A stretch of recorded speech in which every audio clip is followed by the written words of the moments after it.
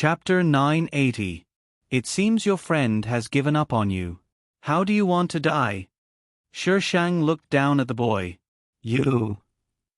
The boy's face was pale and his voice was trembling. You're a cop. You won't kill me. Shang smiled. There are bad cops in the police. Why won't I kill you? Shang waved the iron sword at the boy's heart. Stop. A shout came from the second floor. Countless guns were pointed at Shang. A man was standing on the second floor. He was obviously the leader of these people. Shang tilted his head and looked at these people from head to toe. The man shouted. Qinyu, let him go. He's still a child. Don't involve children in our feud. A child who wants to kill me. Shang said indifferently. Why should I let him go? The man frowned. His eyes were full of doubts. She was a cop. How could she say such things? He's just following orders. What does that have to do with me? I only know that he wants to kill me. Politeness demands politeness. Isn't it normal for me to kill him? Shang said. The iron sword was about to pierce the boy's chest. Suddenly, a few stones bounced from the side and hit the iron sword. The iron sword was slightly deflected and pierced the boy's arm. The boy was in great pain, but he clenched his teeth and didn't make a sound.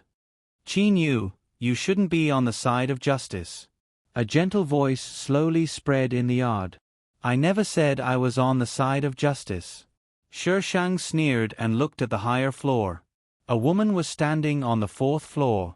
She was very gentle, just like her voice. The woman smiled and sincerely invited him. Why don't you join us? You're qualified to find us. You're not qualified. Shang said to the woman. The woman certainly remembered this sentence. Shang's behavior had left a deep impression on her. She had thought about her reaction before she sent her the message. However, she had never expected that she would blacklist her and come here alone. If she could draw such a person to her side. Qinyu. Crash, bang. The woman's voice was drowned out by a cacophony of noises. Smoke and dust rose from the surroundings, covering the scene below. The entire building seemed to be on the verge of collapse. They couldn't see where the people were, and they didn't know who gave the order to shoot. The gunshots were continuous, and the bullets were as dense as raindrops. If there was really someone down there, they would have been turned into a sieve. Catch her. The woman picked up the walkie-talkie and ordered. We should retreat now. The man's voice came from the walkie-talkie. The police will be here soon. Catch her. The woman's tone was firm. Why did you catch me? The woman's body stiffened. She turned around abruptly, a cold glint flashing across her eyes. A smiling face barged into her line of sight. How did she get up here? When did he come up? She didn't notice it at all. The woman didn't panic. She looked at Shang calmly. Qinyu, we can have a good talk. You'll have a better future. Believe me, you're the same kind of person as us. Shang sneered. I'm different from you. Qinyu, don't deny it. Deep down in your heart, you want to be with us, don't you? You belong to us. There's a devil living in your heart. It's your true self. Come, be with us. The woman's voice was soft and gentle, making people indulge in her voice and be controlled by her. The woman observed Shang's change, but except for the smile on her face getting bigger and bigger, there was no other effect. How could this be? Why didn't she react at all? Retreat. The woman grabbed the walkie-talkie, shouted loudly, and jumped down from the balcony. Shang didn't chase after her. He put the iron sword on the balcony, took out some melon seeds and began to eat. The building gradually quieted down, but it was soon broken. The woman led people back to the yard. She looked up at Shang on the balcony with a complicated expression. She was standing on the balcony just now, but in just a short time, their positions were switched. Qinyu, what did you do? The woman finally panicked. They couldn't get out, not even from the underground passage. It was as if someone had covered the building with a transparent glass cover. Shang answered with a smile, I just trapped you guys. What do you want? The woman stepped forward on the bumpy ground. Tell me what you want. Nothing. I just want to catch you. The woman. You want to catch us but not do anything? The woman took a deep breath. I lost today, but do you think it's over? She didn't expect her to find this place, and she didn't expect her to be so capable. These two surprises left her with no way to retreat. Qin Yu, you really won't let us go? Get out if you can. If you can't, stay here. Shi Shang ate some melon seeds calmly. The woman raised her hand and showed him the thing in her hand. There's a bomb buried below. If I press the trigger, we'll all die. Have a safe trip. Shi Shang waved her hand calmly. The woman choked. Aren't you afraid? How could she be so calm? Why should I be afraid?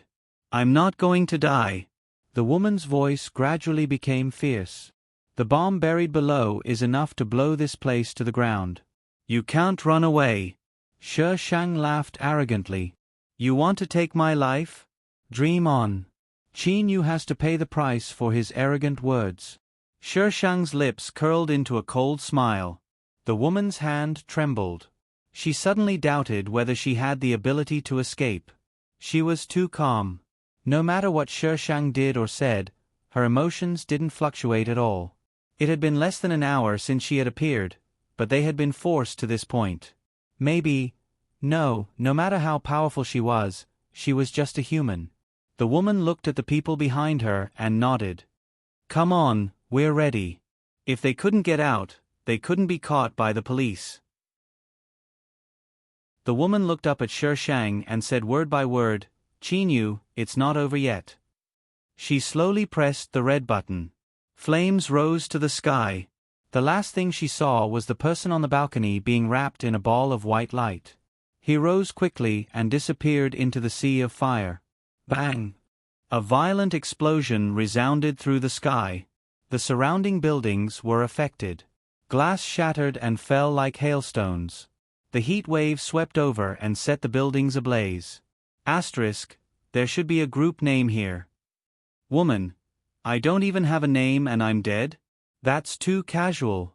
Xian. Fortunately, I have a name. Old Zhang, what did I say? Doctor, no name plus 1 bodyguard, no name plus 2 passerby A, no name plus Yao Yao Ling. Chapter 981. The fire spread widely and caused a second explosion because there was a natural gas pipeline nearby. Fortunately, except for the first explosion, the second explosion evacuated the crowd and no one was hurt. The fire brigade put out the fire for a day and a night. The news was all over the place and the cause of the explosion was even more confusing. Dingu sent Shi Shang downstairs with a confused look. Miss Qin, don't talk nonsense, or you'll be the next one to die.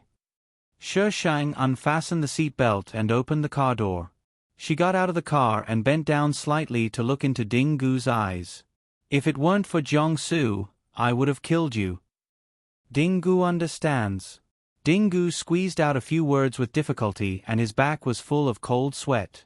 This woman was much more dangerous than Jiangsu. Shi Shang closed the car door and Dingu stepped on the gas pedal to leave this place. He didn't want to stay any longer. Who knew if she was in a bad mood and suddenly changed her mind? Shi Shang walked to the elevator with his head down. There was a man standing at the elevator door. Shi Shang paused and looked back. There was a man on the phone in the distance and a cleaner at the exit of the stairs. There were 3 people in total, including the man standing at the elevator door. Something was wrong. Shi Shang's eyes narrowed. She stepped forward and kicked the person at the elevator door. Taking advantage of the moment he bent over in pain, she quickly took the gun from him. The cleaner and the man on the phone ran over at the same time. Miss Qin, calm down. Are you from the National Security Agency? The cleaner raised his hands and said sincerely, Miss Qin, we don't mean any harm. Shi Shang snorted. You sneaked around my neighborhood with a gun and you say you don't mean any harm? I remember I told you not to show up in front of me, right? Miss Qin, we have something important to talk to you about. Can you put down the gun? It felt good to point the gun at others, but it didn't feel so good when it was pointed at himself. This woman was too observant. They thought they didn't give anything away, but she removed their gun as soon as she came up. You're so annoying. You promised to buy it for me. Oh, I'm sorry. I was working overtime and forgot about it. Baby, don't be angry. I'll take you to buy it later, okay? A group of couples came in from outside, but before they saw them, the two of them started quarreling. Miss Chin. The people from the National Security Agency looked at the Shi Shang nervously. Someone was coming. Can you put your gun away? Shi Shang glanced at them and didn't intend to put away his gun. Seeing that she didn't move, the three people from the National Security Agency had to block her view with their bodies. Fortunately, the girl ran away while the couple quarreled, and the boy chased after her. The three of them looked at each other. This Miss Chin was really willful. If someone saw her holding a gun, wouldn't they look for her? The atmosphere was a little tense, and a sense of oppression spread silently. Finally, someone couldn't help but break the silence. Miss Chin. Why are we standing here? Why are you looking for me? One who is unaccountably solicitous is hiding evil intentions. The man on the phone coughed and said with a serious face, to be precise, he's looking for you and Mr. Jiang. Miss Chin, can we talk upstairs? Who knew if someone would come in the next second? I won't do anything for you. Shi Shang's attitude was very clear. Ding, the elevator just arrived. The three people from the National Security Agency were afraid that someone would come out. The elevator slowly opened, and no one was inside. They breathed a sigh of relief. Shi Shang flashed in and warned them, don't show up here again. Otherwise, it's hard to say whether you can keep your lives. The elevator slowly closed. When the door was about to close, Shi Shang threw the gun out. The three people looked at each other blankly as the elevator went up. What should we do now? The cleaner was speechless. She didn't even listen to them and refused. The higher-ups didn't allow them to confront her directly. They had to persuade her nicely, but they had to have a chance to talk first. Can we talk to Jiangsu? Jiangsu doesn't go out at all, and we can't get into her house. How can we contact her? They all knew that there were some secret departments in the country, and metaphysics was part of it. Before Shi Shang came back, they had invited people to check, but those people couldn't do anything. Let's try old Master Li. After all, he used to be a member of our system. That's the only way.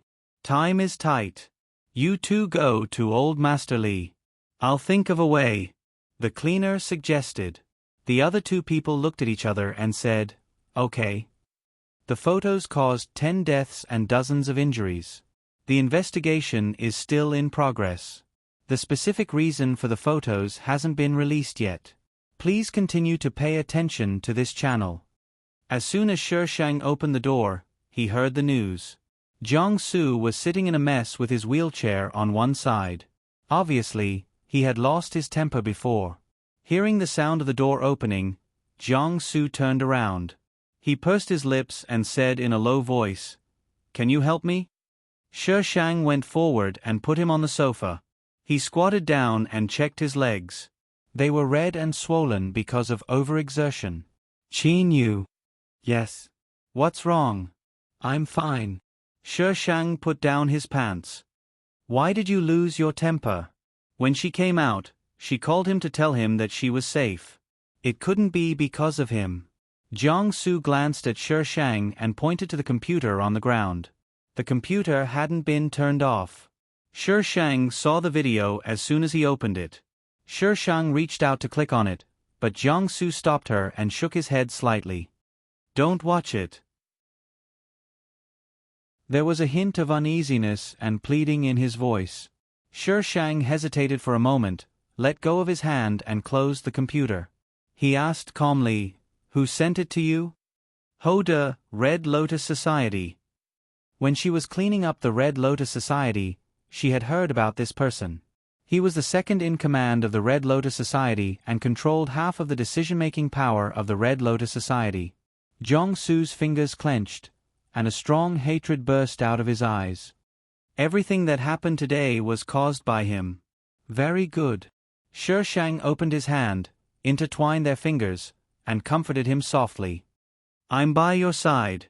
I owe you nothing. Jiang-Su didn't say who made him like this. She asked him once, but Jiang-Su avoided talking about it. He was even a little resistant, so she didn't press him. If she had known, Hoda would have been dead long ago. That video. Jiang-Su said with difficulty. Don't say it if you don't want to. It's me. Jiang-Su's breathing was a little rapid. He looked at Shi Shang, and his lips opened and closed. After a while, he spat out a complete sentence. It's the video of the screws in my legs. #hashtag I don't understand why someone is asking who Mu Bai is #hashtag I'm the only one who can make a villain like Mu Bai look so cute #hashtag I'm begging for lavender votes today #hashtag I'm begging for monthly votes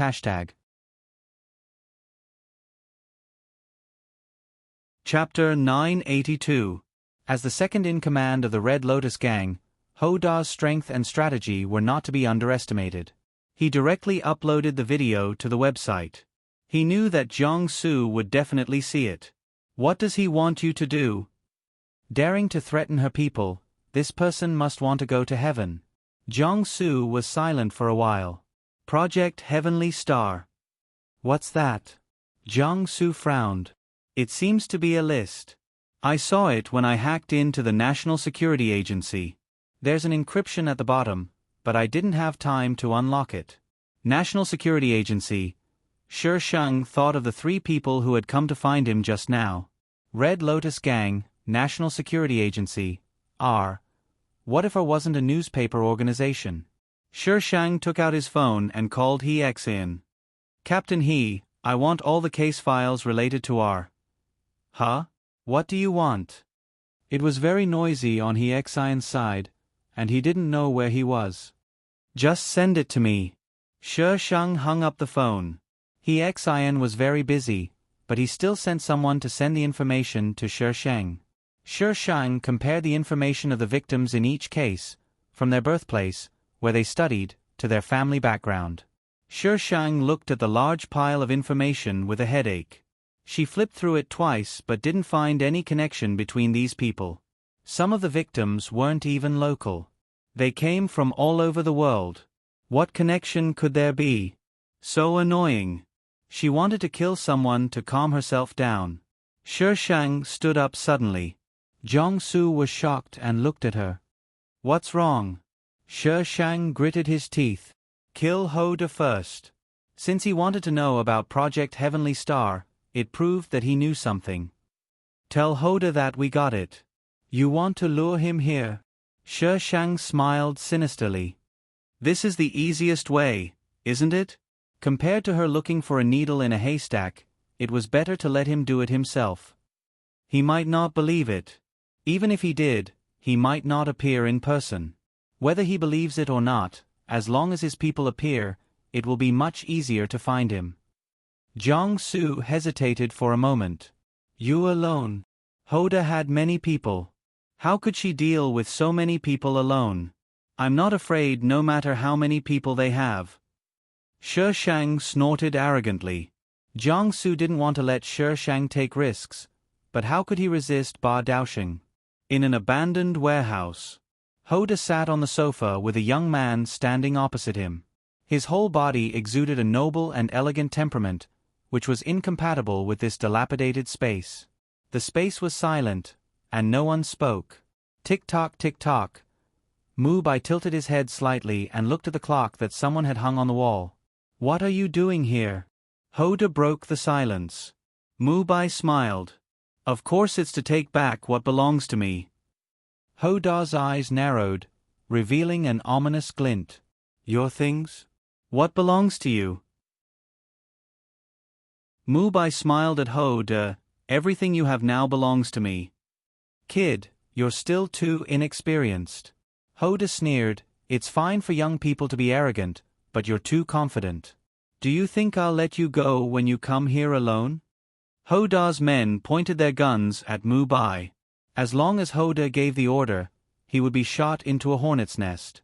Mu Bai's gaze gently swept across these people and nodded slightly. That makes sense, so I can only ask you to stay here. What? Hoda's voice suddenly stopped, and the expression on his face froze. His head slowly lowered and he looked at his chest. Thump thump. Heavy objects fell to the ground one after another, and the people around with guns fell one after another. Mu Bai made a pistol pose with his hand and pointed it at Hoda. With a bang, Hoda's body slowly fell on the sofa, and he died with his eyes open. Mu Bai sighed slightly. If only Shi Shang was so easy to kill. Mu Bai took Hoda's computer and walked out of the door. There were many people standing behind the door, and all of them were holding guns with silencers in their hands. Young master, the traitors have been cleaned up. Mu Bai handed the computer to the person who spoke. Contact Jiangsu for a deal. Young master?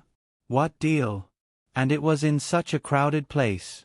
Unparalleled Wonderland was the largest entertainment club in B City. Who knew if they would meet someone important by chance? Do as I say. Mu Bai smiled, and his voice was gentle without any majesty, but it made the person feel a chill down his spine. Yes. Unparalleled Wonderland was open 24 hours a day.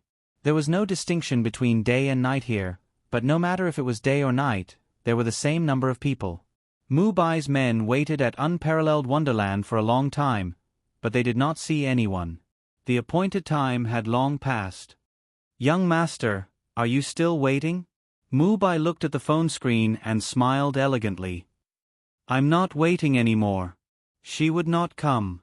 In fact, she was gritting her teeth in hatred in her heart. He just chose a more crowded place, and she knew it could not be Hoda's men. Was this woman a demon? How could he win against such a person? It would be faster to commit suicide. So angry. What did Hoda and Jiangsu trade? Mu Bai calmed down the anger in his heart and turned to ask the underling beside him. The underling? Young master, are you kidding? You don't even know what they traded, and you dare to replace Hoda? Project Heavenly Star. The underling saw Mu Bai's expression and stopped complaining. We asked Hoda's men. Someone offered a high price to buy it. I heard it was a state secret, and Hoda wanted to use Jiangsu. Project Heavenly Star. Mu Bai raised his hand, and the underling immediately asked the person in front to start the car.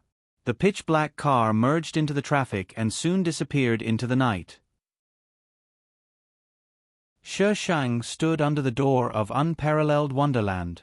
The neon lights dyed her face colorful, and she looked calmly in the direction where the car disappeared. That idiot Mu Bai actually came out again. When she sent the address, Jiangsu told her that something was wrong. Hoda could not have chosen such a place. Whether it was to kill or rob, it was not the best place. Shi Shang could only think of that idiot Mu Bai who dared to do this. Hoda was probably in a bad situation. She flipped the table. She hadn't even taken revenge for Jiangsu, and Mu Bai, this idiot, had already taken the lead. Now Mu Bai was not only fighting to be a couple with her, but he was also fighting to kill the person she wanted to kill. Qin Yu. Suddenly, someone patted Shi Shang. Shi Shang grabbed the person's hand and threw him over her shoulder, slamming him to the ground. He Xian who was thrown to the ground. Oh my God, someone attacked the police here? Captain He. Shi Shang's mouth twitched. Why did you pat me? He Xian got up from the ground angrily and rubbed his butt. What are you doing here? She did not do her job and was not seen all day. Now she dared to attack the police. Where was the law? Taking a walk. You came here to take a walk. He Xian stared at her. This place was a mix of good and bad people. Would the director allow her to come here? Regardless of whether others believed it or not, she did not believe it.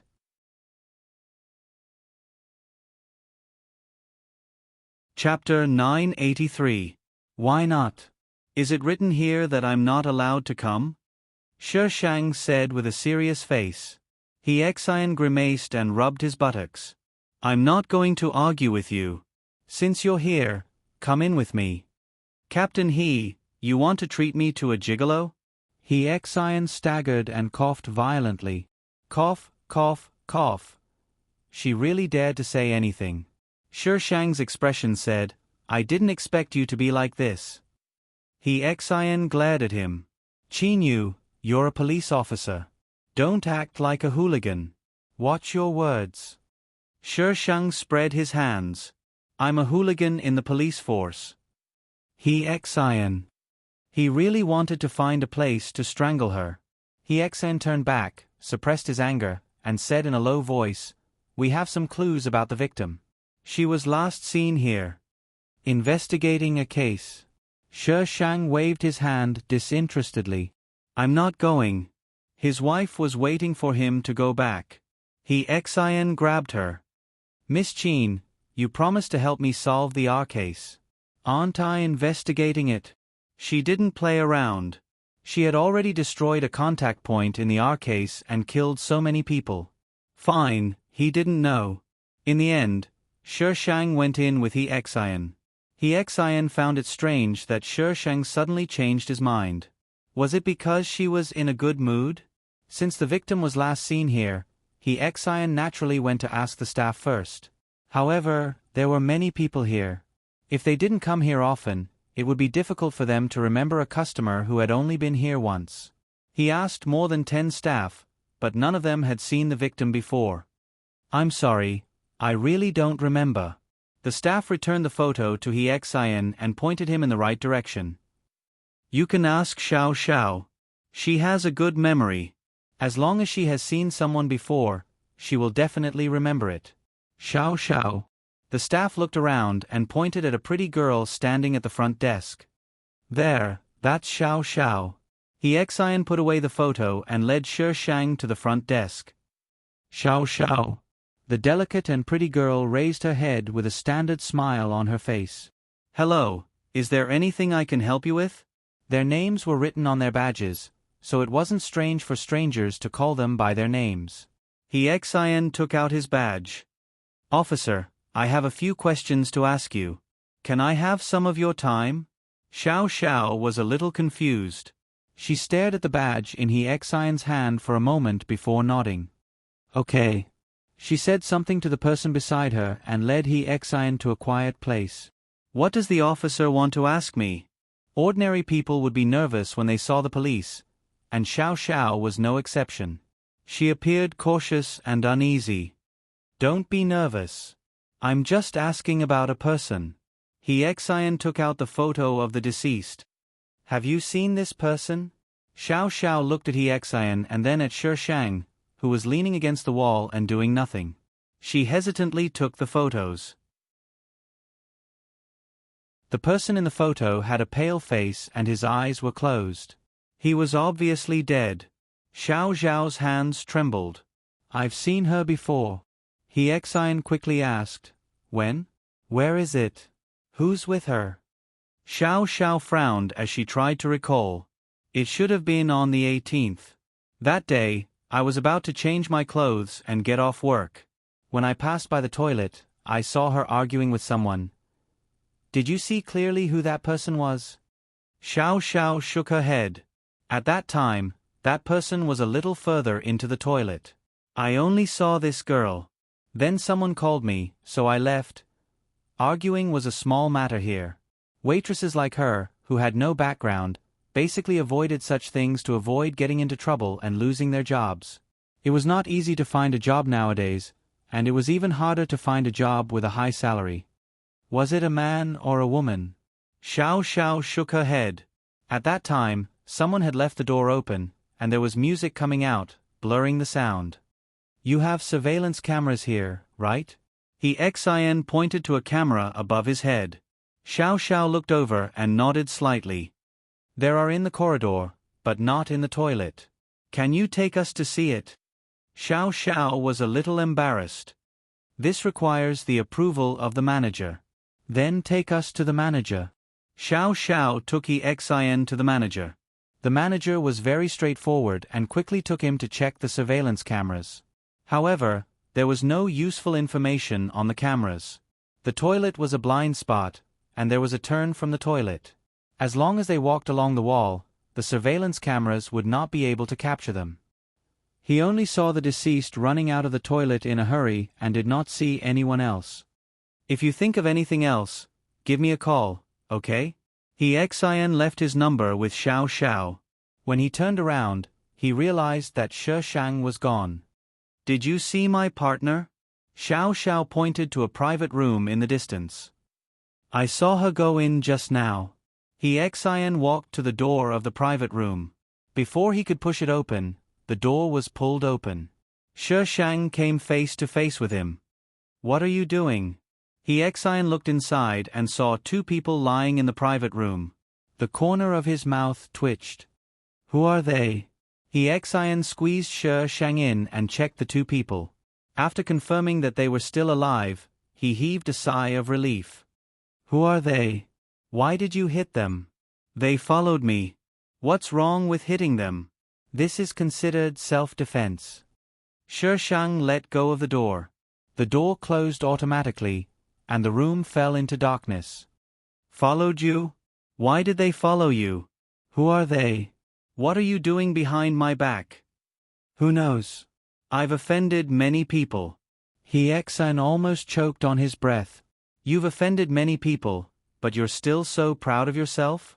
What's there to be proud of? Xian turned on the light and picked up one of the people. He shook him but didn't wake up. Then he slapped him. Shi Shang. Should she remind Xian that they were from the National Security Agency? You hit people from the National Security Agency? Do you still want to live in this world? Forget it. Just pretend that she didn't know. Shi Shang silently averted her gaze. By the time Xian woke the man up, his face was already swollen to the point of swelling. Xian grabbed him by the collar. Who are you? The person was still a little confused. His face was burning with pain. After a while, he gradually regained consciousness and remembered that he had been hit. He quickly said, "We're from the National Security Agency." The National Security Agency? Xian raised his voice and snorted. You don't even know how to lie. Why are people from the National Security Agency here? We're really from the National Security Agency. We've seen Miss Qin before. The person looked at Shi Shang. Shi Shang answered in all seriousness, No, I haven't. The members of the National Security Agency. Xian looked at Shi Shang suspiciously. Shi Shang said seriously, How could I have seen people from the National Security Agency? Xian thought about it and agreed. The National Security Agency was so high and mighty. How could she have seen them? Looks like I can only invite you to the police station for tea. Xian pulled the person up and called the team to bring people over to arrest them. Asterisk, there should be a group name here.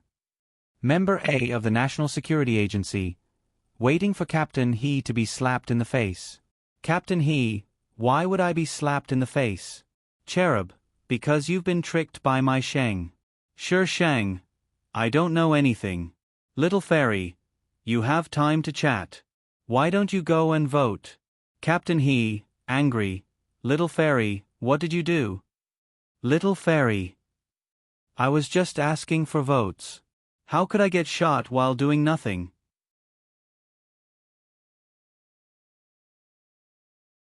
Chapter 984.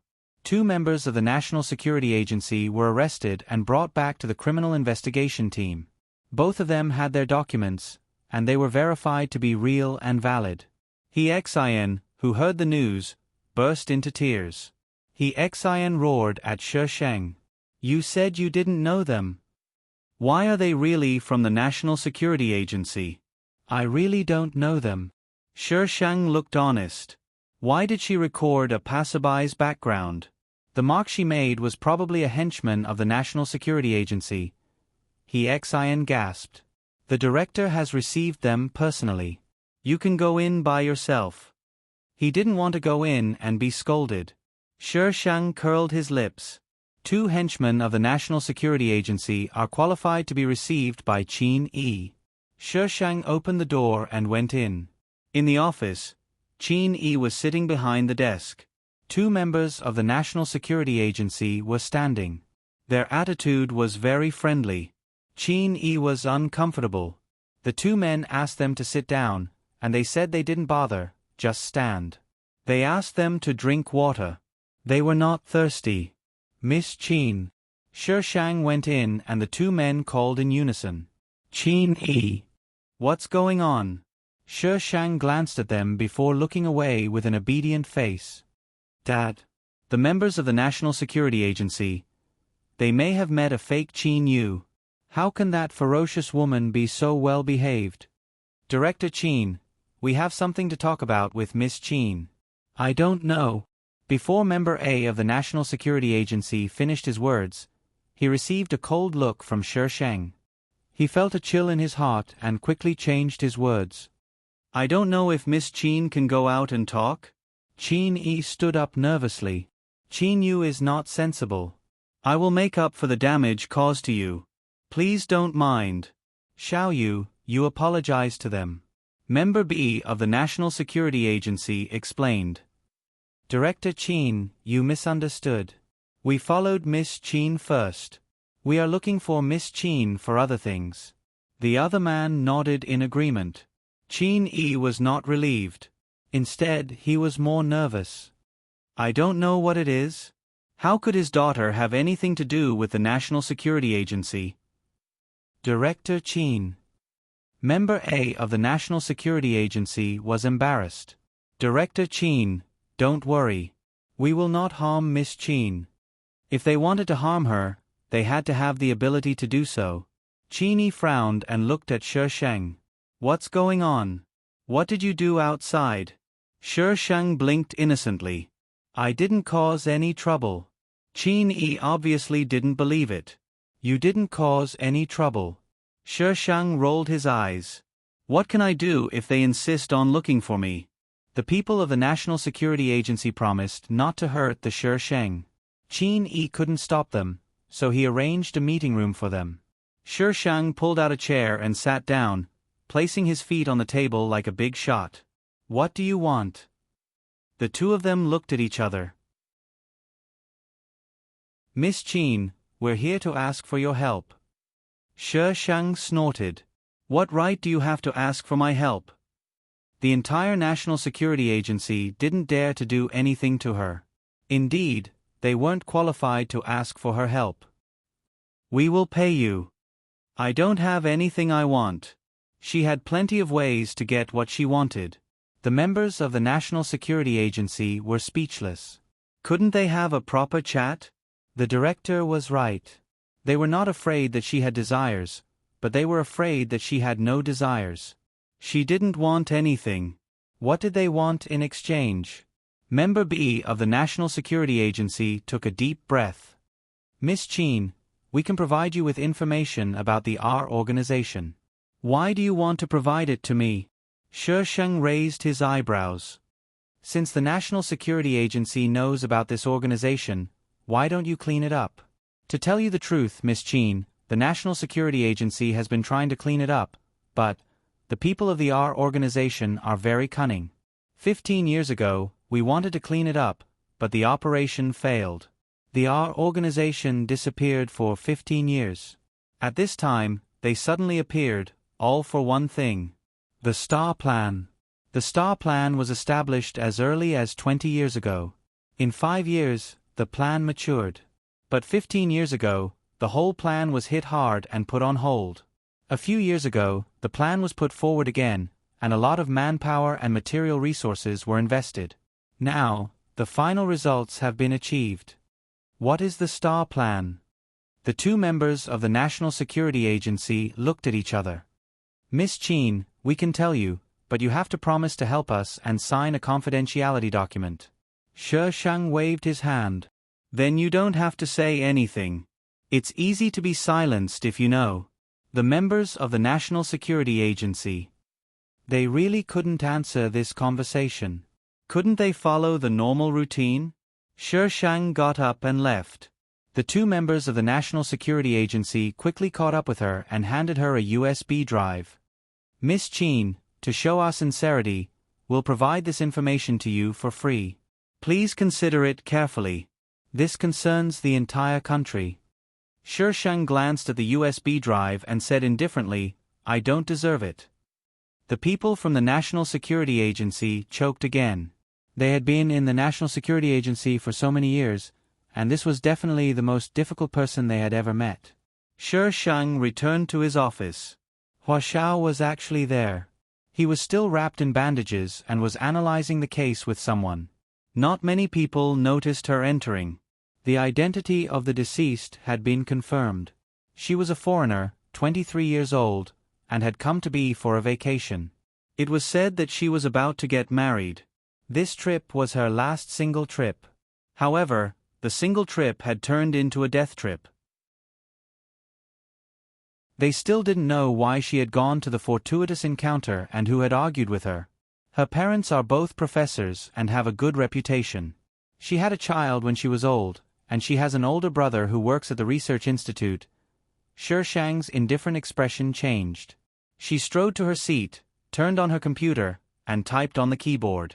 The analysis on the other side was interrupted by this sound, and they all looked at Shi Shang. All kinds of information on her computer jumped quickly. With the network speed of their bureau, it was a miracle that it wasn't stuck. At the end of all the information, a few people's files jumped out and were displayed side by side on the screen. Their work unit was uniformly written as the Research Institute. Qinyu, these files are all top secret. Where did you get them? He Xian popped his head out and pointed at the word, top secret, on the file. Shi Shang looked at He Xian. I know why R is targeting these people. Do you want to know? He Xian's eyes lit up. Really? Shi Shang smiled, then pulled a long face. It's fake. He Xian's eyes widened. Shi Shang cleared the traces on the computer, took the things and stood up. He advised, Captain He, you'd better not interfere in this matter. Otherwise, you'll get into trouble. He Xian's face also darkened. My lifelong wish is to bring R to justice. Shi Shang shrugged. Then you might be disappointed. Qin Yu. Shi Shang waved his hand and strode away from the criminal investigation team.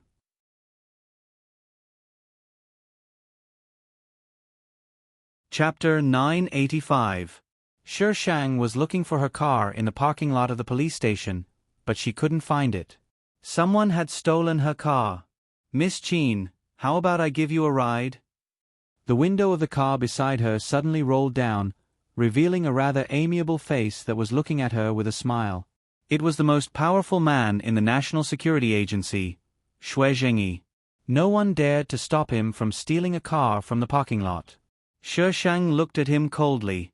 Is the National Security Agency so poor that you have to steal a car? Shui Zhengyi's lips twitched. Miss Qin, if I didn't do this, would you have talked to me? It was harder to talk to her than to go to heaven. Shi Shang bent over and propped herself against the car door. She smiled sinisterly. Even so, I won't talk to you. If I find out that there's something wrong with the car tomorrow, just wait for the National Security Agency to eat dirt every day. Shui Zhengyi. He was as arrogant as ever. Shi Shang kicked the car and walked out with a snort. Shui Zhengyi hurriedly asked the driver to follow him. Miss Qin, tell us your request. As long as it is within our means, we will agree to it. Go to hell. Shui Zhengyi. What kind of request was that? What kind of request was that? Seeing Shi Shang leave in a taxi, Shui Zhengyi sighed. Let's go to the Li family. Now, the only breakthrough was old Master Li. No one could deal with this woman. Shi Shang took a taxi back and met Ding Gu downstairs. When he saw Shi Shang, he was like a mouse that saw a cat. He wanted to stuff himself into a crack in the ground. Shi Shang went up with him and gave him what Jiangsu wanted. He didn't stay for a second longer and quickly got out. Why is he so afraid of you? Jiangsu asked Shi Shang curiously. Ding Gu's guts were not small. Shi Shang hugged him and kissed him. I said I would kill him. Jiangsu pulled Shi Shang away. Have you eaten? No, I'm waiting to eat you. Shi Shang lifted Jiang Su's chin. Jiang Su's face suddenly turned red. He pushed the wheelchair back and said, "I'll bring you something to eat. Take a rest." Shi Shang chuckled behind them. Her Feng Ci was indeed as shy as always. Jiang Su basically had nothing to do at home. After being poisoned by Shi Shang's takeout, he began to do things by himself. Now, he had achieved quite a lot. While eating, Jiang Su looked at the computer. "Is there any progress?" Shi Shang answered vaguely, "Yes." Jiang Su glanced at Shi Shang. Shi Shang finished his meal in a few bites. "Ours target is Project Star. All the cases related to our, except for a few similar cases, had a family member working in the research institute. The people from the research institute came from different places, so the victims were also from different places.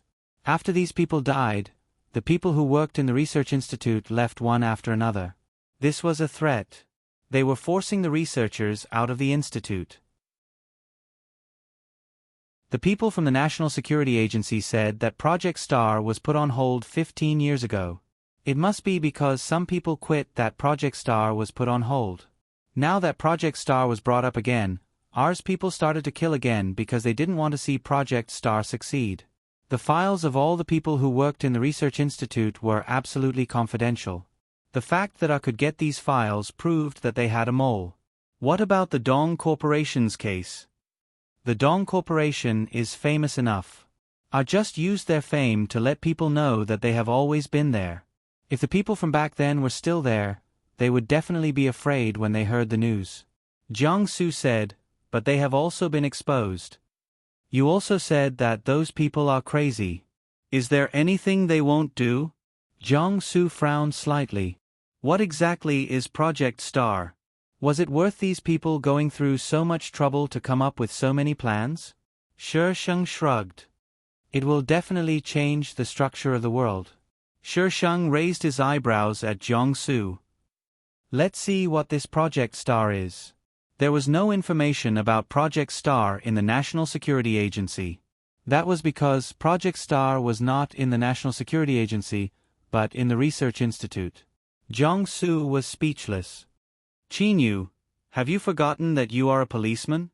As a policeman, was it really okay to secretly hack the government? Just think of me as a fake policeman." Shi Shang rubbed his hands. "Will you come?" Could he refuse? Shi Shang hacked into the Research Institute. The first thing he saw was the countdown on the big screen. 3:36, 23, 56. Under the countdown, there was an input box similar to entering a password. People in the Research Institute were buried in their work. The atmosphere was very depressing. Shi Shang walked around the Research Institute but didn't find anything about Project Star. The only thing he didn't get in was the encrypted system. "Can you unlock it?" Shi Shang looked at Jiang Su. Jiang Su was a little uncertain. "Let's try." Shi Shang urged Jiang Su. "Do you want to have a competition to see who is better?" Jiang Su didn't answer, but he had already started. Password error, 325, 10, 19. Jiang Su failed for the first time. The time on the screen was directly reduced by 10 hours. Someone hacked into the system. The time was reduced, and the Research Institute was immediately in chaos. People over there wanted to stop them, but everyone took turns to fight. There was no way they could do anything to Shi Shang and Jiang Su.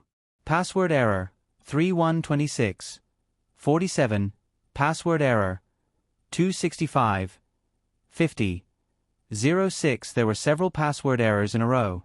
The time was reduced to 158 hours. The time is reduced by multiples.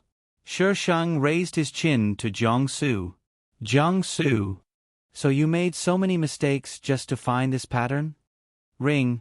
Shi Shang's cell phone suddenly rang. She put down the computer to answer the phone. Old Master Li's voice was full of anger. "Bad girl, what are you doing with that brat Jiang Su?" "Nothing. Open the door for I." Shi Shang. Shi Shang hurriedly asked Jiang Su to turn off the computer. She went to open the door. There was not only old Master Li outside, but also Xue Zhengyi. Several people next to them were covering their chests. Obviously, they had been hit by the defense talisman. Old Master Li looked at Shi Shang strangely, but in the presence of outsiders, he didn't say anything. He walked in with a cane. He saw Jiang Su sitting on the sofa and snorted. Jiang Su pursed his lips and lowered his head to reduce his presence. "Miss Qin, I just received a call. Was it you who did it?" Xue Zhengyi looked at Shi Shang with burning eyes. "Yes, so what?" Shi Shang didn't deny it. "Miss Qin, do you know this is illegal?" Xue Zhengyi looked at Shi Shang's half-smile and swallowed his words. The National Security Agency couldn't do anything to her. This was definitely the most humiliating time for the National Security Agency. Xue Zhengyi took a deep breath. "Miss Qin, please don't enter the password randomly. If the password is wrong, the time will be reduced exponentially. When the countdown reaches 0, all the data will be erased and can't be recovered." They had 2 weeks, but now there was less than 1 week left. The above content was pure nonsense and refused to be logical.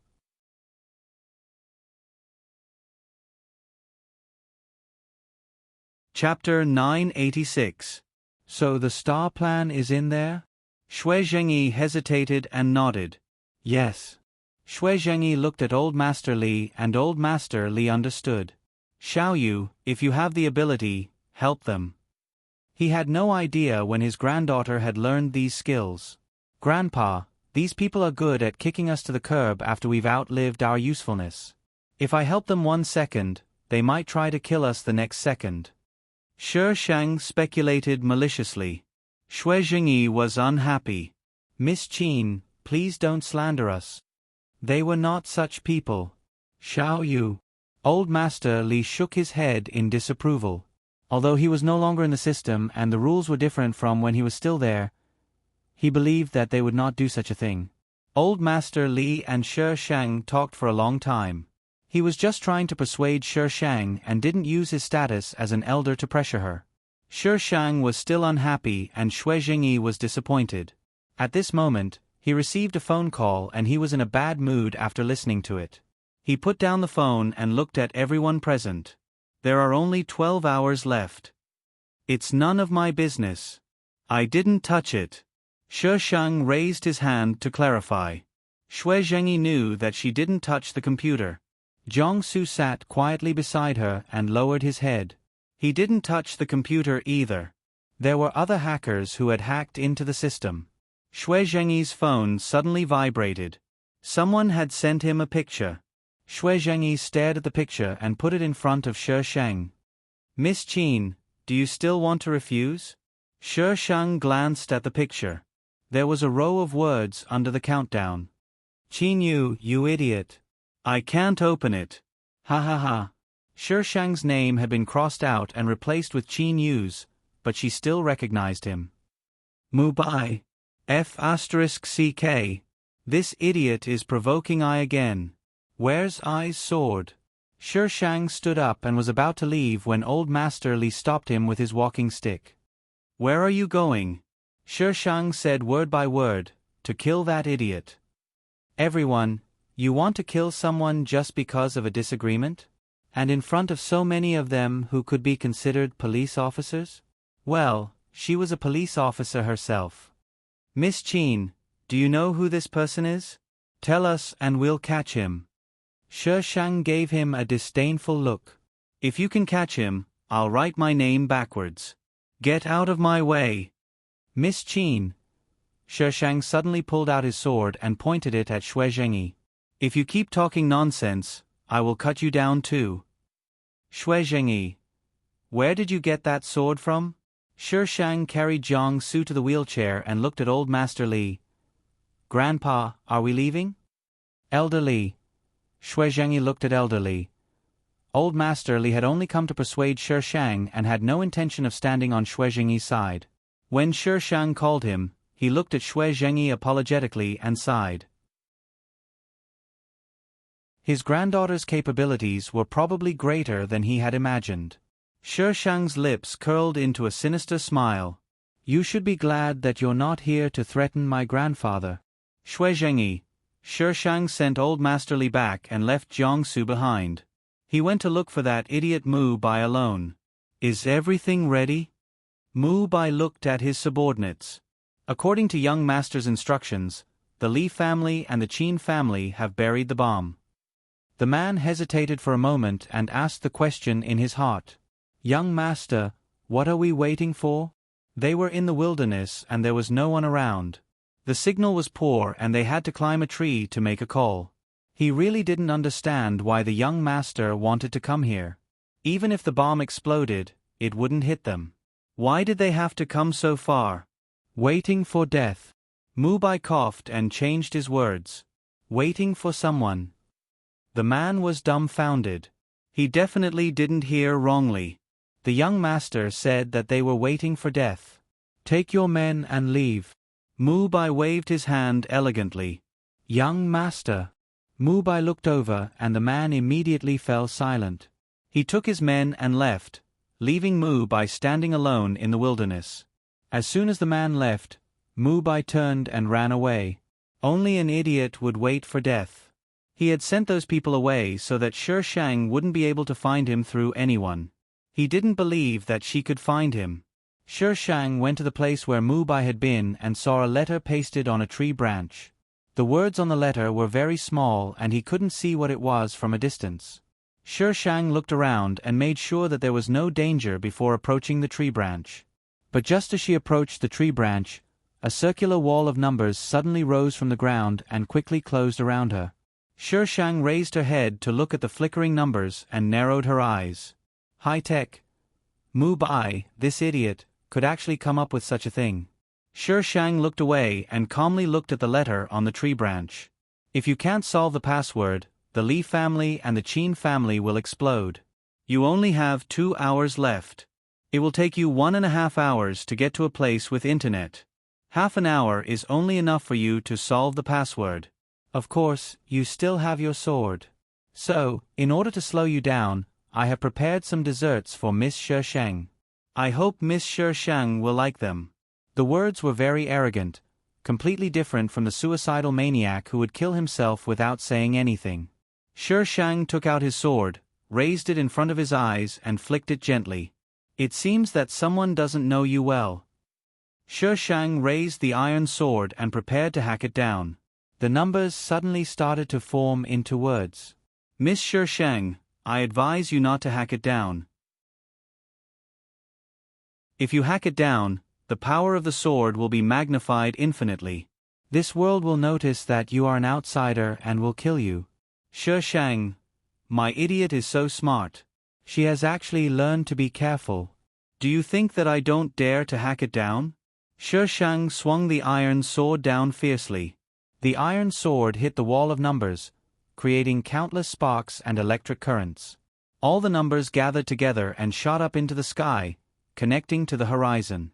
The originally clear sky was suddenly filled with dark clouds. Lightning flashed and thunder rumbled.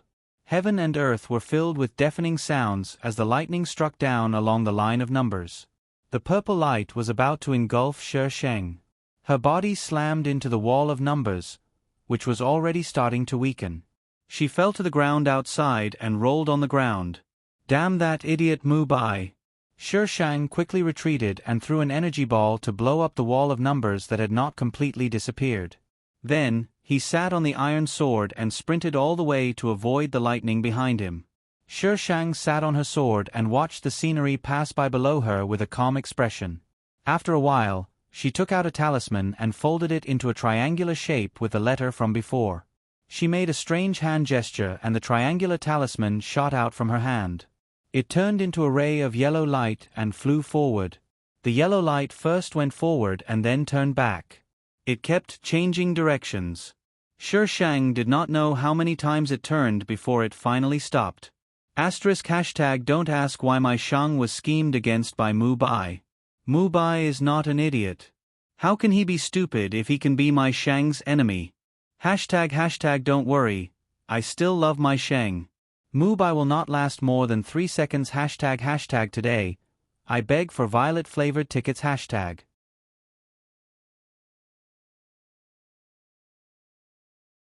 Chapter 987.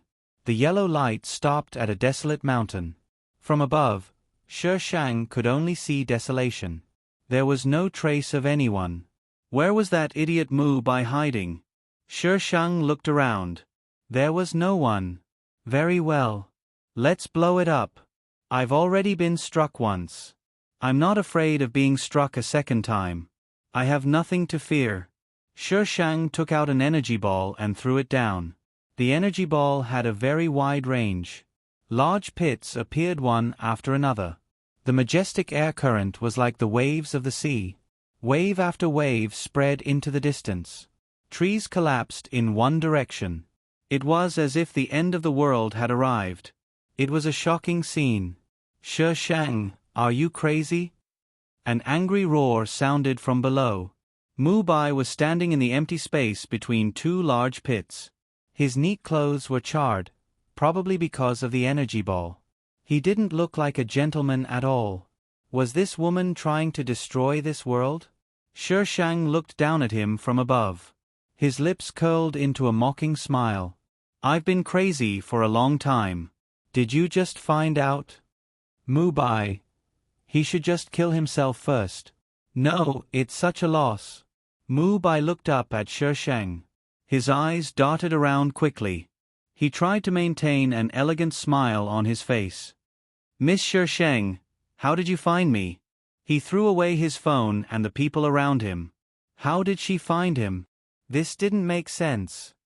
Why should I tell you? Do you think I'm stupid? Mu Bai. How infuriating. Calm down. I'm a gentleman. I have to maintain my elegance. Mu Bai looked at the time. You still have 10 minutes. You won't make it if you rush back now. Do you think they can threaten me? Mu Bai looked up at Shi Shang for a moment. Then he spread his hands. All right, Miss Shi Shang is much more rational than I thought. A group of NPCs was nothing to be concerned about. If they really developed feelings for each other, it would be extremely dangerous for people like them. It's almost time. Miss Shi Shang, do you really not care at all? Mu Bai did not give up. The countdown timer was almost reaching 0. Shi Shang said nonchalantly, you can just reset it if you die. What's there to care about? Mu Bai. Why did he feel that she was asking for a beating? All right, she deserved a beating. There was never a time when she didn't deserve a beating. He stared at the countdown. Shi Shang sat in the air, motionless. He just stared at the void. In the research institute, the countdown on the big screen was about to reach 0. Everyone stood under the big screen and grabbed the person next to them. The atmosphere in the entire space was so oppressive that it was hard to breathe. 0000. 53 inch. Is there really no other way? There's less than a minute left. No matter how powerful someone is, they can't solve it in a minute. 0000. 23. All my hard work is gone in an instant. 0000. 03. Everyone closed their eyes at the same time and counted silently in their hearts. The numbers jumped slowly. 3, 2, 1, 0. D. The watch made an ear-piercing sound. Mu Bai's expression slowly turned ugly. He jerked his head up in disbelief. When did you? Shi Shang slowly took out his laptop and faced Mu Bai. Password correct. Data loading, please wait. Mu Bai took a deep breath. I'm an elegant gentleman. I can't lose my temper. I'm a gentleman. Flip the table. Gentleman, my foot. He had missed a step every time. Why couldn't he outsmart her? What did she eat to grow up? He was so angry that he wanted to cry. He wanted to kill himself to calm down. Mu Bai took out the dagger that he always carried with him and placed it directly on his neck. His expression was gloomy and unresigned. One day, you'll die in my hands. Shi Shang, we'll have plenty of time in the future. Mu Bai's speed was extremely fast.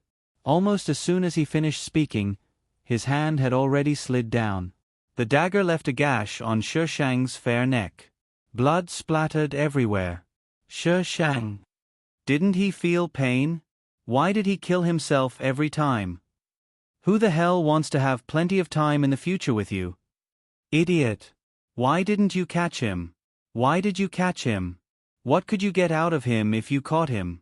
When Bai wanted to say something, even if she didn't ask, he would say it. But if he didn't want to say it, even if she tied him up, he could still kill himself. It was useless. I'm speechless. Where did this virus come from? Master, can you do it or not? If you don't come back, this place will be destroyed by these two people. Shi Shang took out his black laptop and turned on the camera. He pointed the camera at Bai's corpse. Shi Shang stared at the screen. No one knew what he was thinking. This was a virtual world. A virtual world. Everything was built from data, including their bodies. The only difference between them and NPCs was that their consciousness came from the real world. Yes, it was definitely their consciousness that entered the virtual world, not their soul. It was similar to a holographic game. What profound question is the host thinking about? I'm so scared. Shi Shang put the laptop away with a smile. Perhaps there would be more interesting discoveries next time. It seemed that other than Feng Ci, this idiot Bai was also quite interesting. Right now, there was a huge puzzle in front of her. The person who came up with the questions was unknown. It could be the person behind the system, or it could be someone else. For now, she knew the purpose of the questions. Bai wanted to kill her. The system owner seemed to want to train her for something, but she didn't know the final goal. She had to solve the questions. Feng Ci, Bai. They treated her as a chess piece. Unfortunately, she would never be a chess piece. Those who wanted to scheme against her should wash their necks and wait. It was only a matter of time before she killed them. Not a single one of them could escape. The people from the Scientific Research Institute felt like they had just escaped death. Their tense bodies relaxed at this moment, and they collapsed on the ground, panting heavily. What's going on? One of the researchers suddenly pointed at the screen. Downloading data 5%. The people who were still sitting on the ground immediately jumped up and busied themselves at the bottom of the screen. However, the download rate was still increasing. Someone is downloading data. There's no way to stop it. Downloading data 8%. Turn off the main server. Hurry up and turn it off. Someone shouted. The people who were still in a daze immediately ran out. However, when they reached the door, they found that it couldn't be opened. They were trapped here and couldn't use any of their communication devices. Everyone looked at each other with pale faces. If these things fell into other people's hands, they might as well destroy them. Asterisk, there should be a group name here. Bai, that's enough. Do you think it was easy for I to come out? I didn't even have the chance to act cool and you've already gone offline to get your lunchbox. Don't you have any humanity? Shi Shang, cracking melon seeds. Feng Ci, cracking melon seeds. Cherub, cracking melon seeds. National Security Agency members, cracking melon seeds. Criminal Investigation Team members, cracking melon seeds. Bai. No more love. I'm not going online anymore. Goodbye. Little fairy. Come on, let's vote, everyone. Cracking melon seeds. Little fairy. I'm not going online either. Goodbye. Bai. Ha ha ha. Serves you right. Who told you to make me kneel in 3 seconds? Little fairy. Kneel in 1 second next time. System notification. Group member Bai has left. There should be a group name here.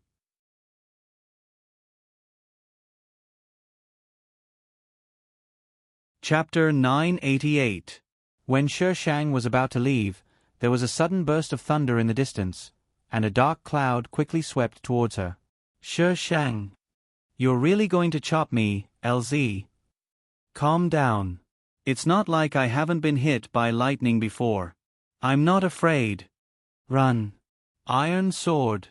What happened to being fearless? Master, can you not pretend to be cool before running? That's rubbish, okay? Only idiots don't run. This was not an ordinary thunder. She was not in the world of cultivation, so it was not a problem for her to take it head-on. She was now an ordinary human being.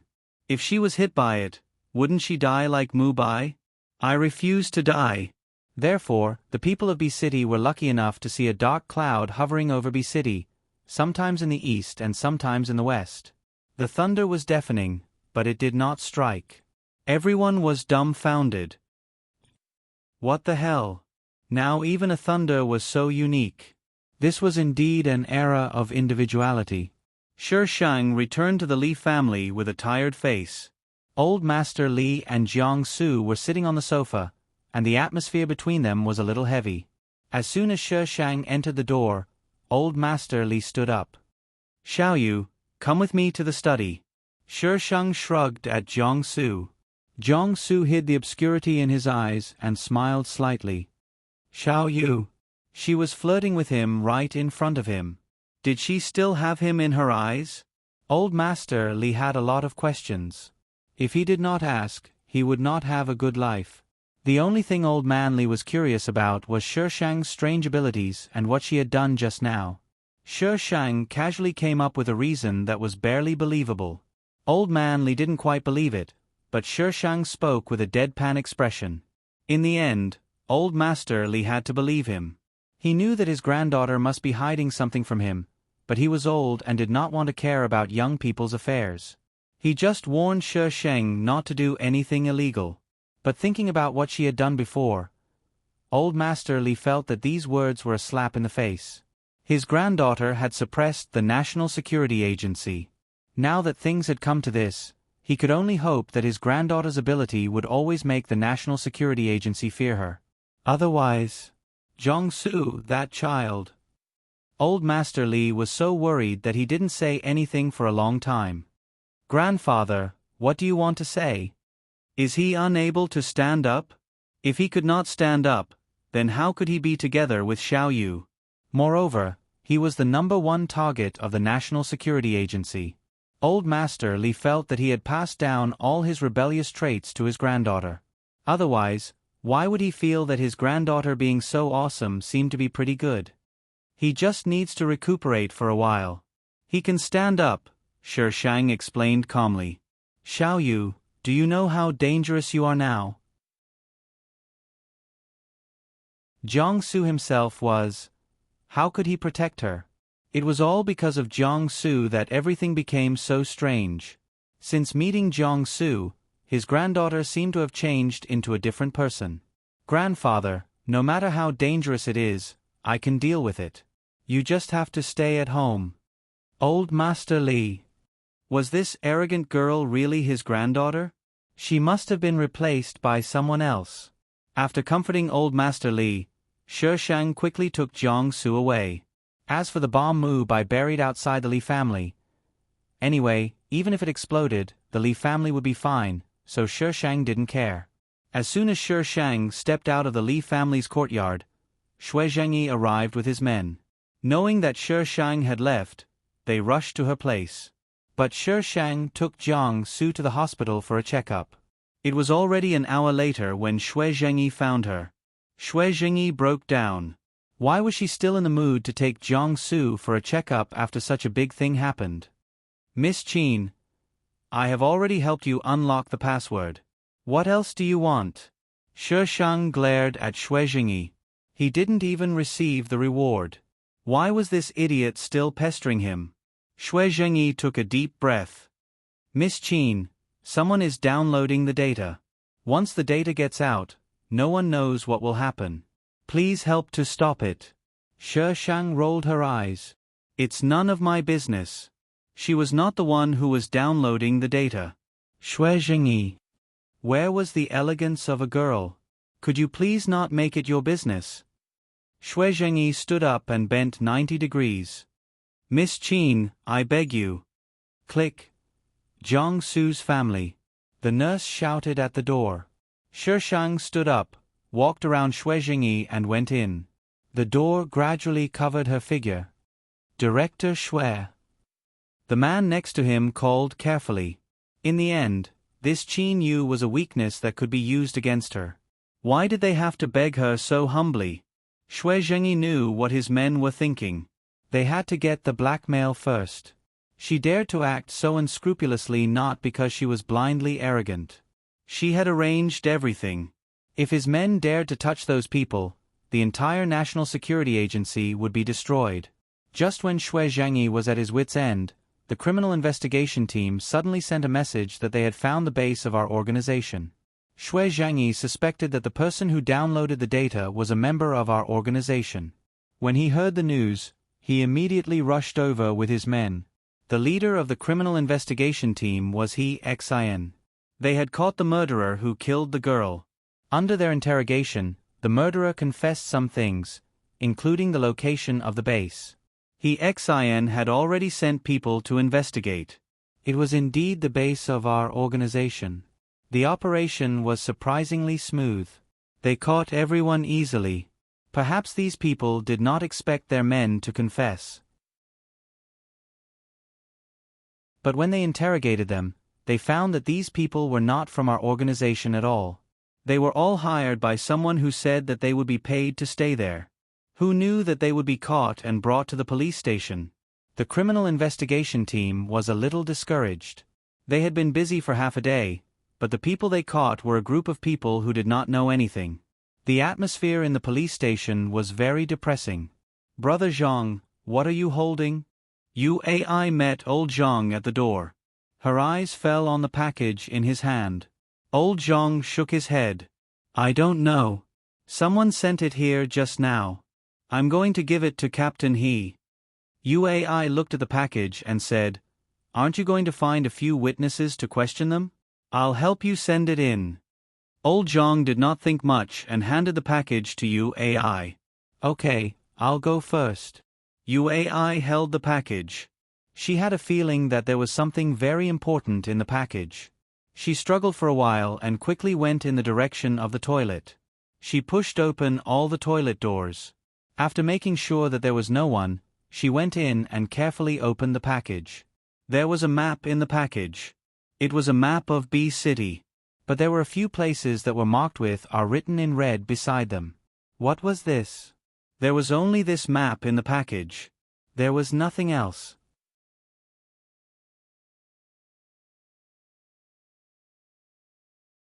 Chapter 989. Ai puts the map away and leaves the washroom carefully. Who received the package just now? As soon as she enters the washroom, she hears He Xin yelling at the others. They all shake their heads. Ai's heart skips a beat. She puts her hand into her pocket and presses down the map. Go to the other departments and check if they got it wrong. He Xin orders the other two. Hurry up. Can't you send it to me? Why do you have to send it in a package? I didn't receive it. He Xin is still yelling at the phone. You sent me a map. Did you forget? Miss Chin, can you not play with me? It's a matter of life and death. Ai's heart beats faster. It's a map sent by Chin Yu, and it seems to be very important. She turns around and wants to get the package back. But when she goes to the washroom, she finds that the package is gone. Ai clenches her teeth, tears the map into pieces and flushes them down the toilet. He Xin finally managed to obtain a map from Shi Sheng. Compared to the one Ai saw, this one was even more detailed. Even the house numbers were marked out. And there are more locations. He Xin applies to the higher-ups for the transfer of all the police forces in the city. Shui Zhengyi also sends people to help. Everyone takes action at the same time. Although some of the members of our organization run away, they still catch more than half of them. Among them are several core members. From these core figures, they followed the vine to the melon and caught another batch. Although our organization is caught, the data of the Research Institute is also downloaded. The National Security Agency has contacted the top 10 hackers in the country, but they can't stop it. Why are you here, Chin Yu? The moment Shi Shang entered the Criminal Investigation Unit, someone blurted out this sentence. Why can't I be here?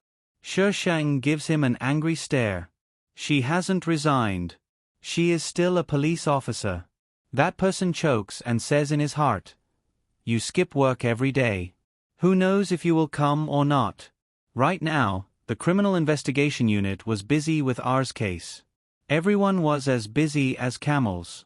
Shi Shang slowly made her way through the crowd and made her way to her seat. Qin Yu, you came at the right time. He Xian comes out with a pile of documents. He hands them out one by one and throws a stack in front of Shi Shang. Come and help me. Shi Shang flipped through it casually and threw it to the person beside him. I'm busy. He Xian just finished sending the documents and came back. He took them back and put them on Shi Shang's desk. Qin Yu, we don't have much evidence. If we can't find enough evidence, we can't convict everyone in our organization. It's none of my business. Shi Shang turned on his computer and started playing games. He Xian. So you came here just to play games? There aren't enough games at home for you to play, yet you have to come here to play. He Xian shook his head and sighed. Who asked her to be the daughter of the bureau chief? He took the item and went back. After taking a few steps, he came back. Qin Yu, did you really send me a map? Nonsense. Did she have to lie to him? But no one saw it. Are you sure you didn't fill in the wrong address? He Xian was very conflicted about this problem. I'm not stupid enough to write down the wrong location of the police station. What about that thing? He Xian was even more confused. Why did you send such an important thing? I'd love to. He Xian. Flips table. I can't continue this conversation. Listening to the conversation between He Xian and Shi Shang, Lao Zhang asked the person next to him honestly, what thing? He had been out for the past few days and was basically not at the police station. He didn't understand what He Xian and Shi Shang were talking about at all. Oh, Qin Yu sent a package to the police station. Inside it was the base of our organization, but the package is gone. Gone? Isn't there a special person to collect it? How could it be gone? Did you write the name correctly? Lao Zhang was confused. The person spread out his hands. The recipient wrote the name of our criminal investigation team. There was no name. No name? Lao Zhang remembered the package he had brought back. Captain He, I asked Xiao AI to bring you a package. Was it that? What? He Xian looked up at Lao Zhang. No one brought me a package. Lao Zhang scratched his head in confusion. Oh. Xiao AI said she would bring it to you. You AI didn't give the map to He Xian. Because of this incident, our organization almost escaped again. This time, you AI didn't get off so easily. Not only had the Heavenly Star project fallen into the hands of others, but all the data had also been deleted. In other words, the person who stole the Heavenly Star project had the one and only Heavenly Star project. The main members of the Heavenly Star project either died or quit. It wasn't the result of one or two people, but the hard work of many people. Unless the Heavenly Star project was recovered, all their efforts would be in vain. When the main person in charge of the Heavenly Star project died, the Heavenly Star project's countdown timer was activated. The password was divided into 3 parts and had to be entered by 3 people in turn. Each person set a different password, so after the person in charge died, the other 2 people didn't know what the password was. The National Security Agency had been investigating the Heavenly Star project, but there was no news. Our organization didn't show up, and there was no other news. It was as if the matter had died down. There were still people harassing Shi Shang every day, trying to get him to help find the Heavenly Star project. Are they still down there? Jiang Su pushed his wheelchair and stopped behind Shi Shang. Shi Shang put down the curtains and turned around. If they want to, then so be it. Aren't you annoyed? Previously, when these people appeared in front of her, she was so angry that she wanted to kill them. Yes. Shi Shang rubbed his eyebrows. She had beaten them before, but these people insisted on waiting downstairs. Jiang Su was silent for a while. You still have the Heavenly Star project. Why don't you give it to them? Shi Shang looked sideways and narrowed his eyes. How did you know? Jiang Su said calmly, I saw it on your computer. You didn't encrypt it. Shi Shang thought for a while. She seemed to have prepared a copy on her computer. I don't like them, so I don't want to give it to them. Jiang Su. Who do you like? This was her business. He had no right to make decisions for her. Sher Shang squatted in front of Jiang Su and reached out to touch his leg. He changed the topic. You should be recovering well these few days. Let me help you up and walk around? Jiang Su frowned slightly. Sher Shang looked up at him and held his hand. Don't be afraid. You have to give it a try. Jiang Su bent down and touched Sher Shang's face with his lips. His warm breath blew into Sher Shang's ear. Okay. Sher Shang got up and pushed the wheelchair to a more spacious position. He carefully helped him stand up. His body left the wheelchair little by little, and his strength gradually pressed on his legs. There was a faint pain in his knees. His weak spots couldn't withstand such strength. His body went soft and he fell forward. Sher Shang quickly pulled him back and let him lean on his shoulder. He patted his back gently. It's okay. Don't worry. The anger in Jiang Su's heart was suppressed by Sher Shang's words. He hugged Sher Shang and didn't speak for a long time.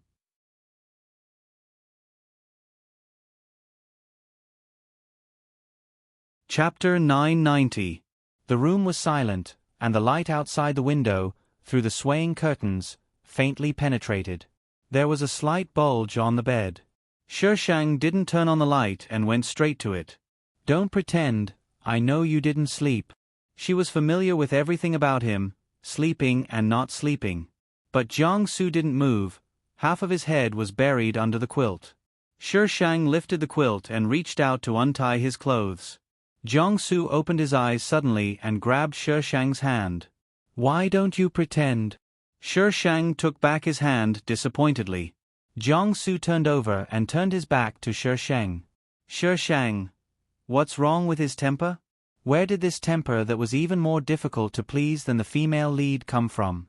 Sher Shang touched his chin. Did she spoil him too much? He dared to be arrogant. Well, he has the capital to be arrogant.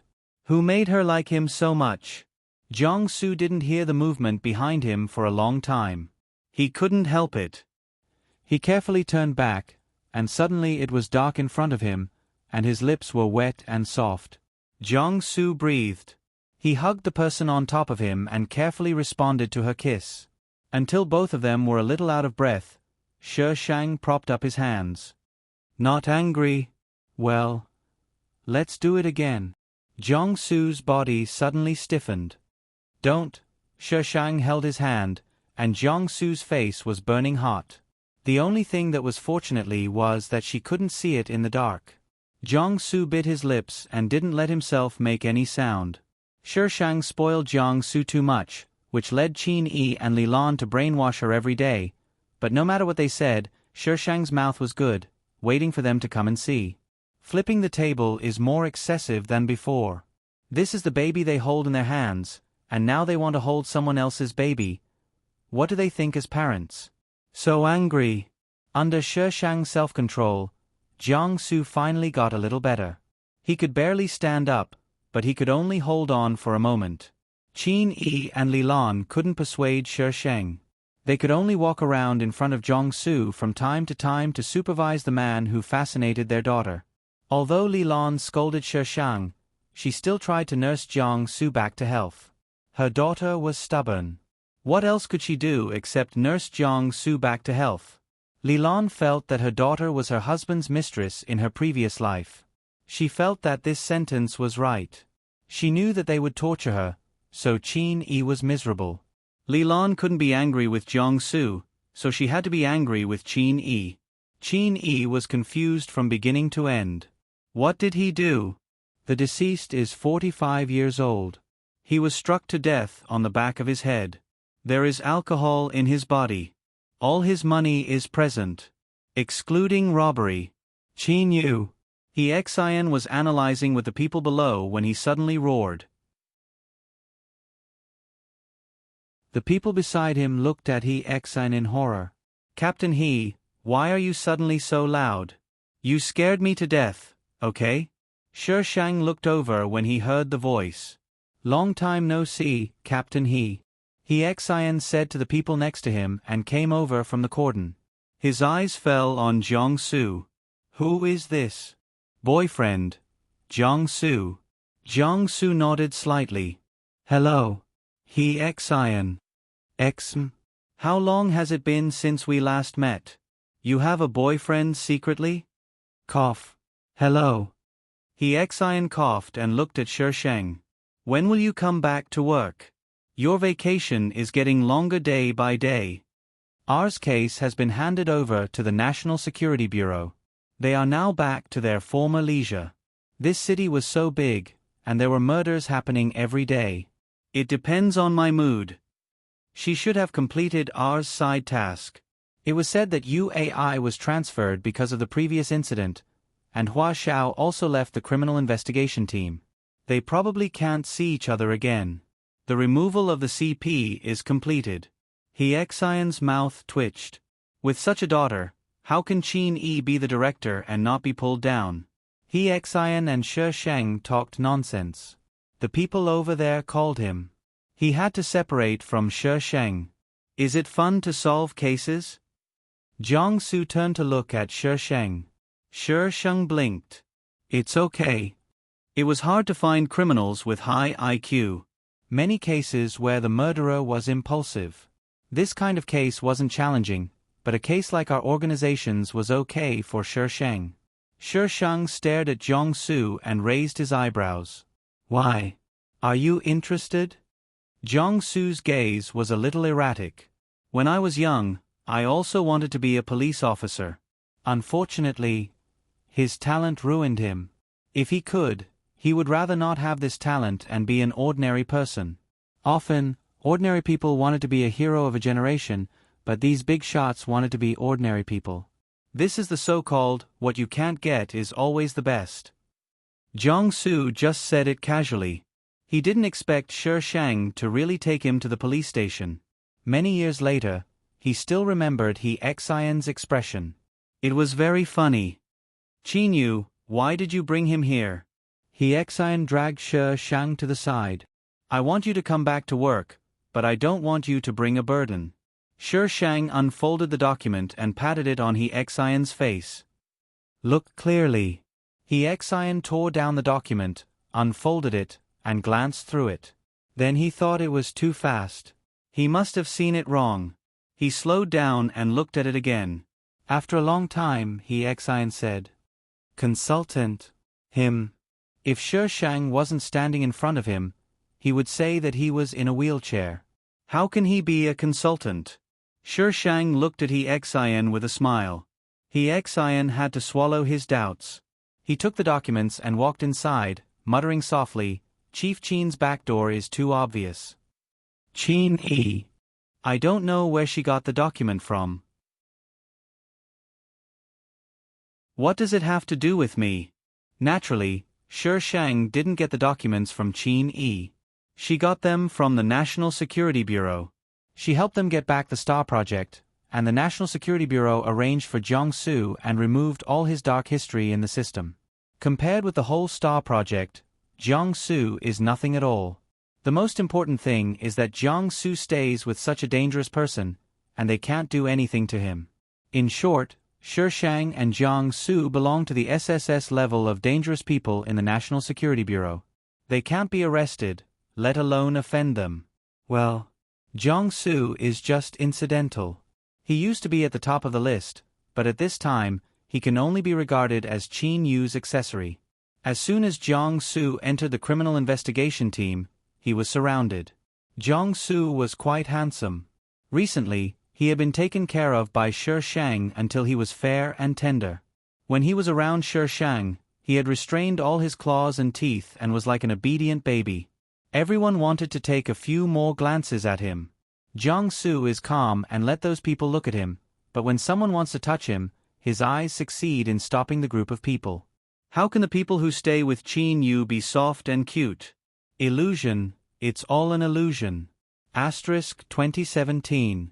0204 Little Angel in Book Review Area. Yi Jiao, #today. I want a rose ticket ## monthly ticket. ## recommendation ticket. #.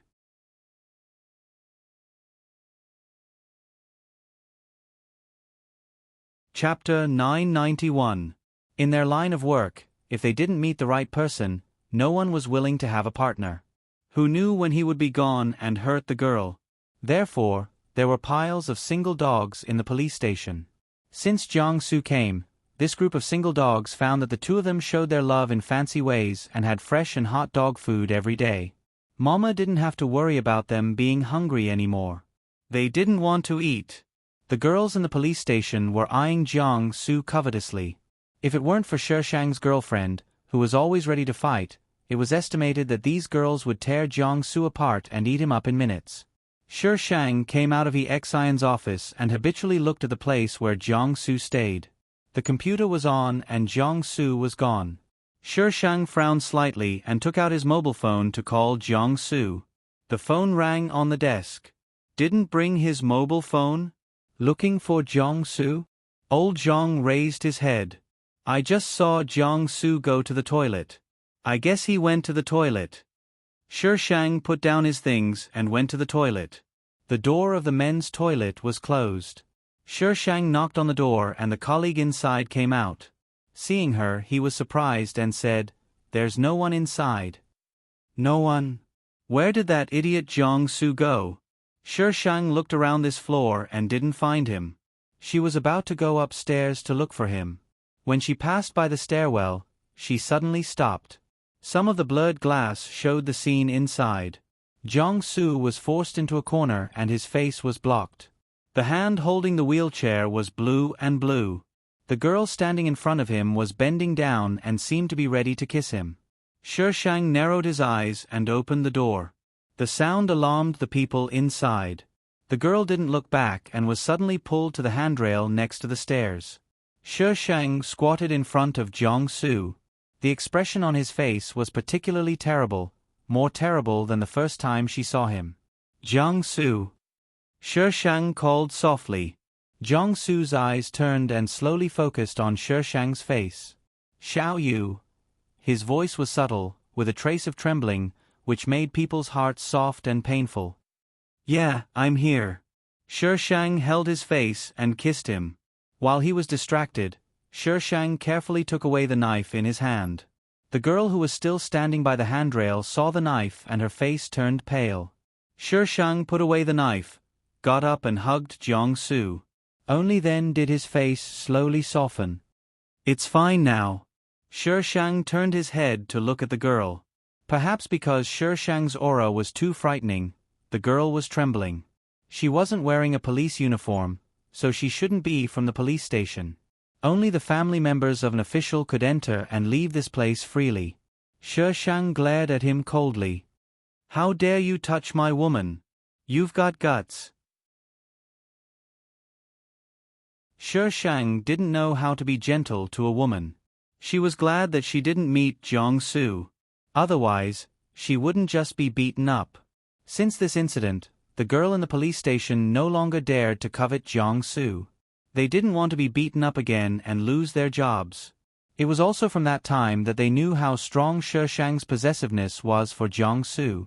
However, Jiangsu himself was very willing to accept this kind of possessiveness, which was very oppressive and unbearable in the eyes of ordinary people. Zhou Yu beat Huang Gai. One was willing to beat the other. What could they say? But there were also some people who envied them. The feelings between them had reached a level that they couldn't understand and would never have in their lives. Only when they trusted and accepted each other wholeheartedly could a person be free from any restraint in such a strong possessiveness. His world only had her and could only accommodate her. In the later period, these people who couldn't understand them envied them very much. No one could spoil a person for 365 days and tolerate all his temper. At least, they couldn't do it. But Qin Yu did it. Sometimes she would mock and ridicule Jiangsu, and even directly refute him. But when it was time to spoil him, she would never be careless. She was so arrogant. People in the police station couldn't accept a boy being spoiled so much by a girl at first. After all, in their male chauvinism, as an indomitable man, how could he be pampered like a girl? But after being forced to show off for a long time, a group of single dogs began to be cynical. Why didn't they meet such a powerful wife?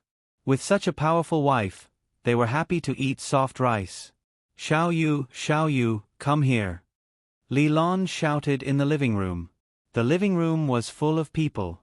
Shi Shang had a headache and squeezed through the people. Mom, what are you doing? Li Lan held 2 sets of dresses. Which one looks good? Should I wear this one or this one? This one. Shi Shang pointed to one. Li Lan looked at the dress and was not satisfied. But I like this color. Then this one. Shi Shang turned his finger.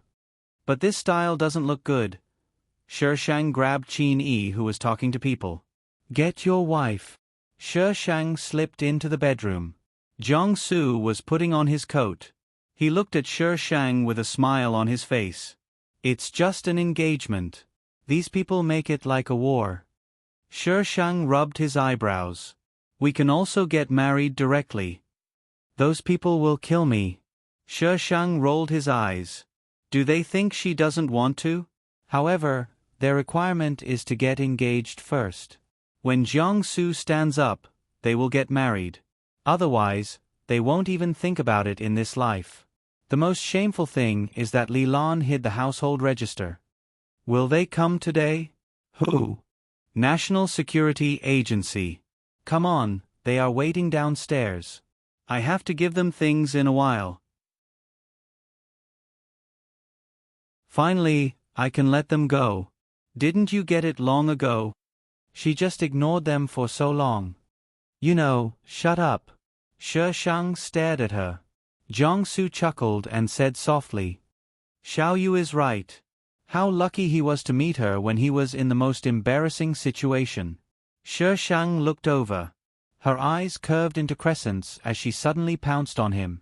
Jiang Su was thrown on the bed by Shi Shang. He quickly held Shi Shang's waist. Xiao Yu, there is someone outside. Shi Shang smiled maliciously.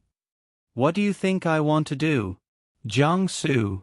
Who knows what you want to do with this posture? He stared at the person in front of him. His lustrous lips were so tempting. Jiang Su's Adam's apple rolled twice, and he kissed Shi Shang. Xiao Yu, what are you doing in there? Come out quickly, it's time to go.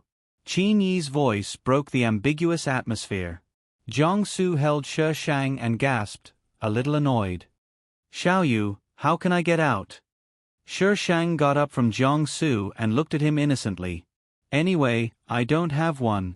Jiang Su stared at her. Who did it? You can't stand the temptation. Blame me? Jiang Su's face suddenly turned red. Because that person is you. Asterisk, this is a fake group. Cherub. Hey, I want to report that someone is driving. Captain He. Busy. Director Qin. My wife is angry again. How can I coax her? Director Shui. What can I wear to show my identity? Members of the National Security Agency. No matter what you wear, you will only be abused, so what you wear is the same. Cherub. Are you listening to me?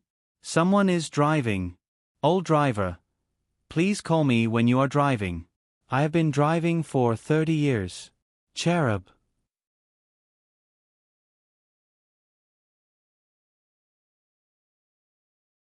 Chapter 992. When Jiang Su and Shi Shang came out, most of the people outside were gone. Qin Yi's eyes swept back and forth between Shi Shang and Jiang Su several times, and he didn't find anything strange. Let's go. Shui Jingyi was still waiting. Shi Shang first sent Jiang Su to the car, went to Shui Jingyi, and gave him the USB disk. What you want, we're even, goodbye. Shui Jingyi stopped Shi Shang. Miss Qin, don't you invite me to your engagement party? Shi Shang turned back, smiled, and said in a bad tone, You're not welcome. Shui Jingyi. He was rejected. Although Shi Shang rejected Shui Jingyi finally attended with Mr. Li. Shi Shang had only one evaluation of Shui Jingyi, old fox. Shui Jingyi replied calmly, Without this ability, how can I sit in this position today? Shi Shang glanced at him. Shameless. Shui Jingyi. When Shi Shang left, Shui Jingyi reacted, Shameless people are invincible in the world. Before the engagement party started, a large number of unknown people came to congratulate them. Qin Yi and Li Lan were stunned. They didn't invite these. Any one of them is a big shot. Old Master Li knew a few of them, but some of them weren't people he could invite. Facing a group of stunned people, Shui Zhengyi smiled proudly. He didn't believe that so many people couldn't suppress a little girl. He had to get back his face. However, Shi Shang didn't say anything and turned these people away. Shui Zhengyi. This girl's courage can go to the sky. The big shots who were turned away. Someone dared to refuse them? Don't you want to live? Well, the host's courage is not a matter of a day or two. The system has been used to it. Seeing this group of people so stunned, I don't know why I want to laugh, bah. The system wasn't gloating over his misfortune.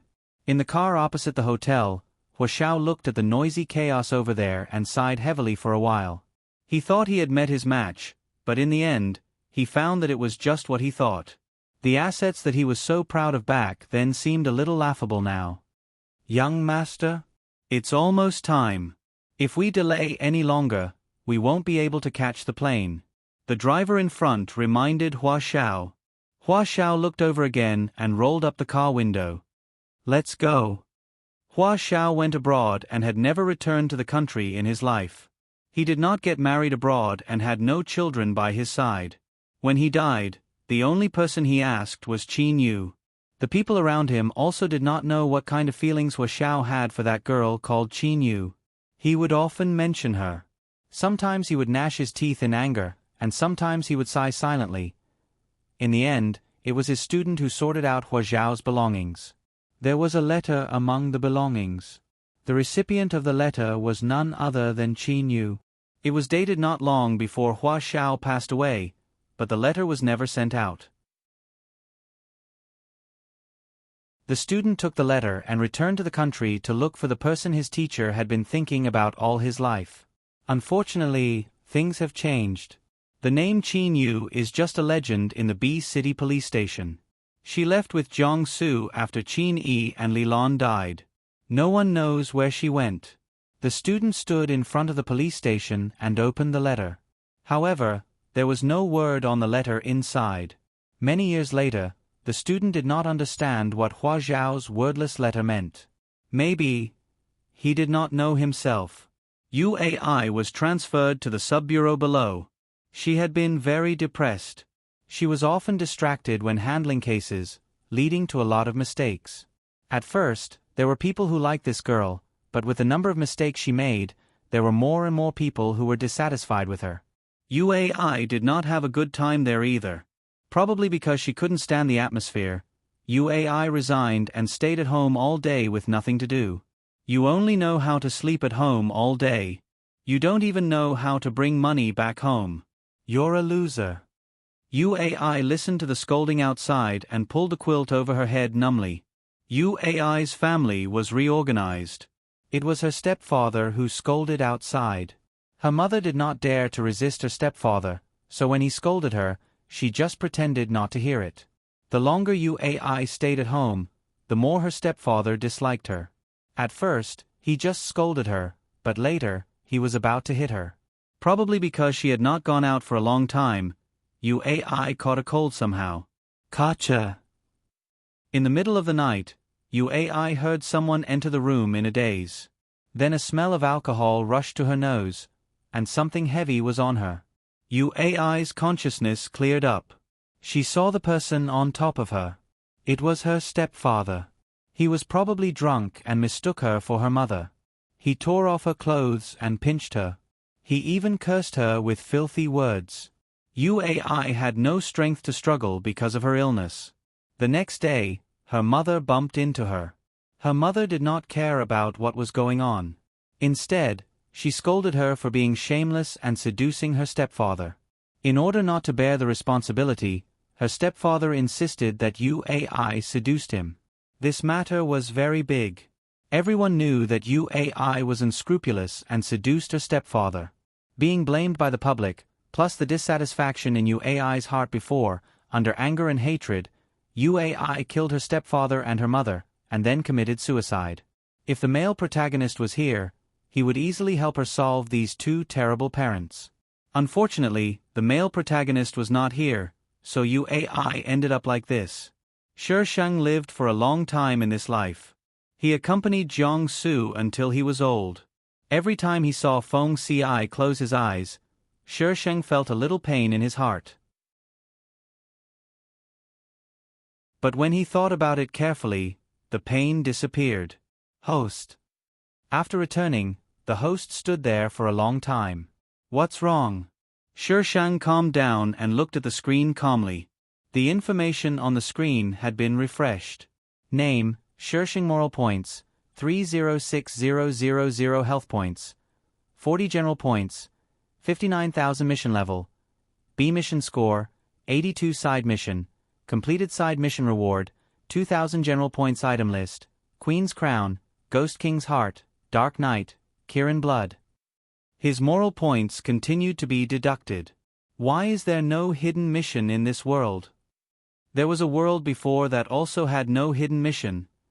I don't know. Even if I know, I won't tell you. Humph. Shi Shang. You're awesome, system. Shi Shang took out his sword and slashed at the screen. A sharp alarm sounded in the system space. Host, you are attacking me. So what? Shi Shang raised his eyebrows slightly. I will. Wait for master. Shi Shang rolled his eyes. Your retarded master hasn't come back yet. Most likely, he's disabled. You're the one who's disabled. Shi Shang fiddled with the system space for a while. First, he fiddled with her watch. Then, he turned to the system space. The system tried to understand the program she wrote, but there was not enough information in the system space. It couldn't understand. So angry. Next world. Beginning transmission. Asterisk the 29th world ended. Hashtag the Heavenly Star Project is just a prop, so the content is not important. Don't ask me what the content is, I don't know either. Hashtag.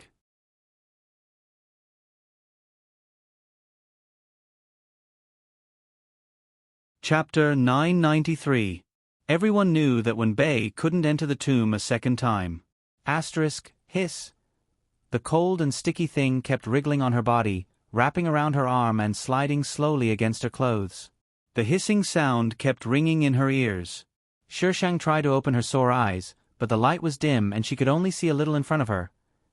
F***CK, F***CK, F***CK, F***CK. There were snakes.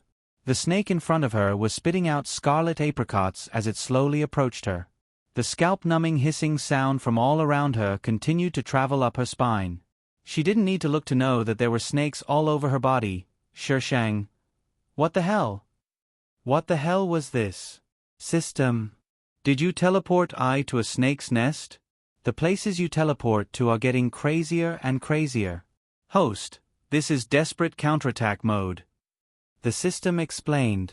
If you can't save yourself in the last moments before the original owner died, the mission will be considered a failure. The snake was already close to Shi Shang, and the apricot slid across her face. Shi Shang. Disgusting, where's I's sword? Shi Shang's body stiffened as she waited for the snake to slide past her neck. She endured the goosebumps all over her body and took a few deep breaths. She abruptly jumped up from the ground and stuck the talisman on her body. The snake that was still on her body immediately bounced off. Shi Shang quickly looked around. This was a huge cave, and there were only a few scattered light sticks on the ground. The dim light was barely enough to illuminate the surroundings. She saw entangled snakes everywhere, and the shadows overlapped. People with trypophobia would die in minutes here. Shi Shang stood there for a second, and her body went limp again. It hurt. She felt like her bones had been broken. Hiss. Hiss. The snakes were enraged. They all raised their heads and glared at her.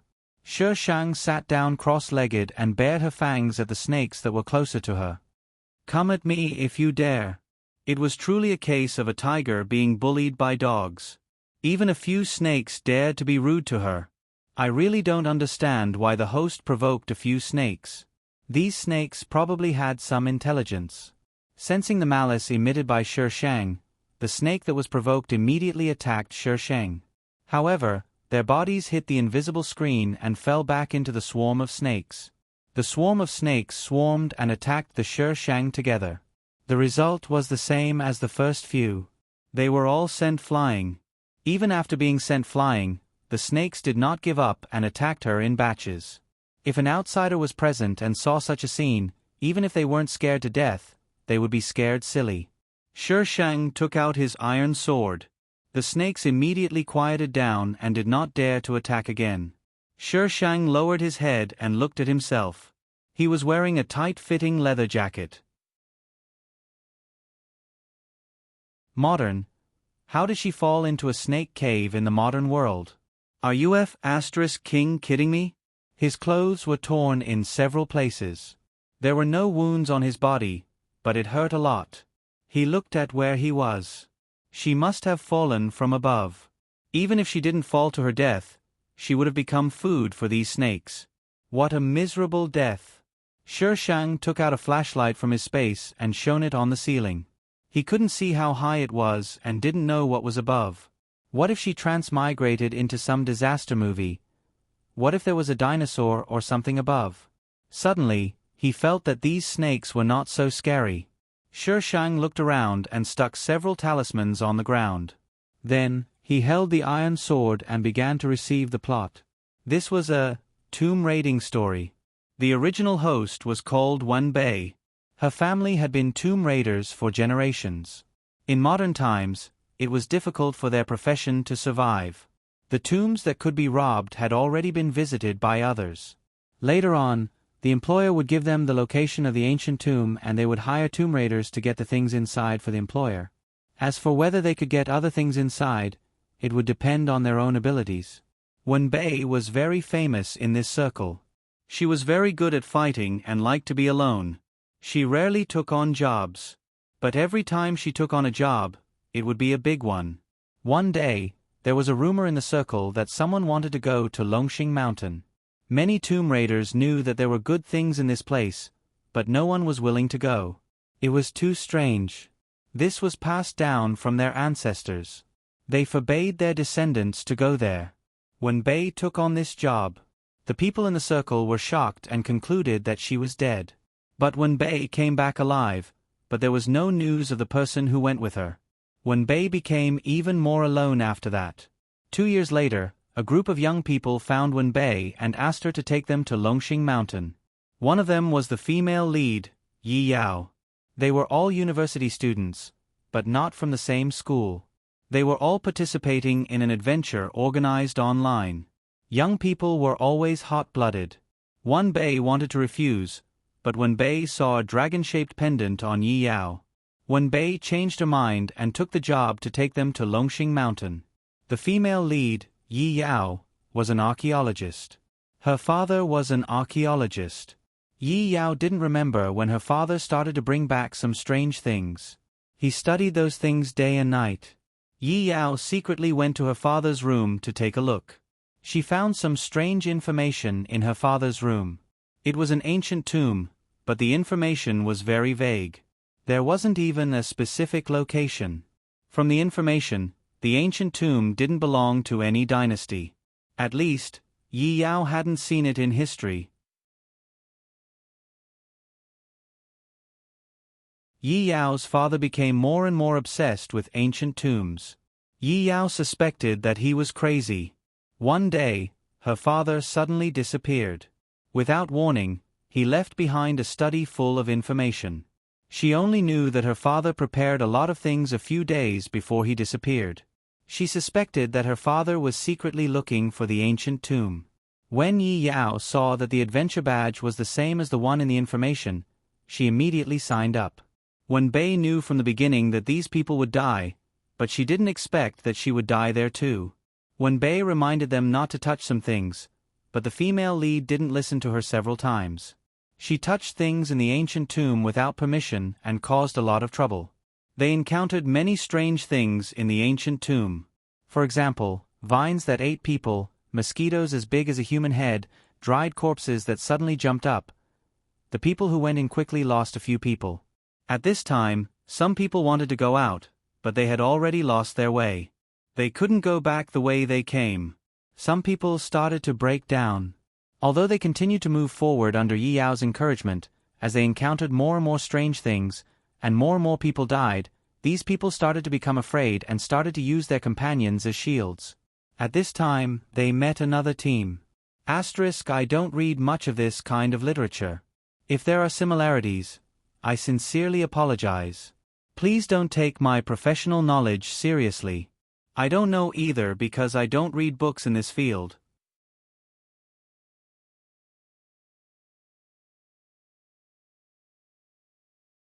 Chapter 994. This team was the male lead's team, the male lead Pei Yi. After meeting the male lead, the female lead naturally went to his side. Wen Bei, the cannon fodder, had to die when it was time. When they triggered a trap, the female lead put Wen Bei in danger in order to save one of her companions. Wen Bei didn't die, but her foot was smashed and she couldn't walk.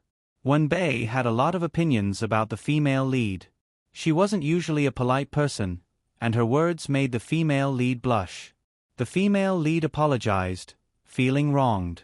She felt that since Wen Bei was so powerful, Wen Bei had the ability to protect himself. Her companion did not even have the strength to truss up a chicken. It was not a problem for her to save her companion and push her out to block the mechanism.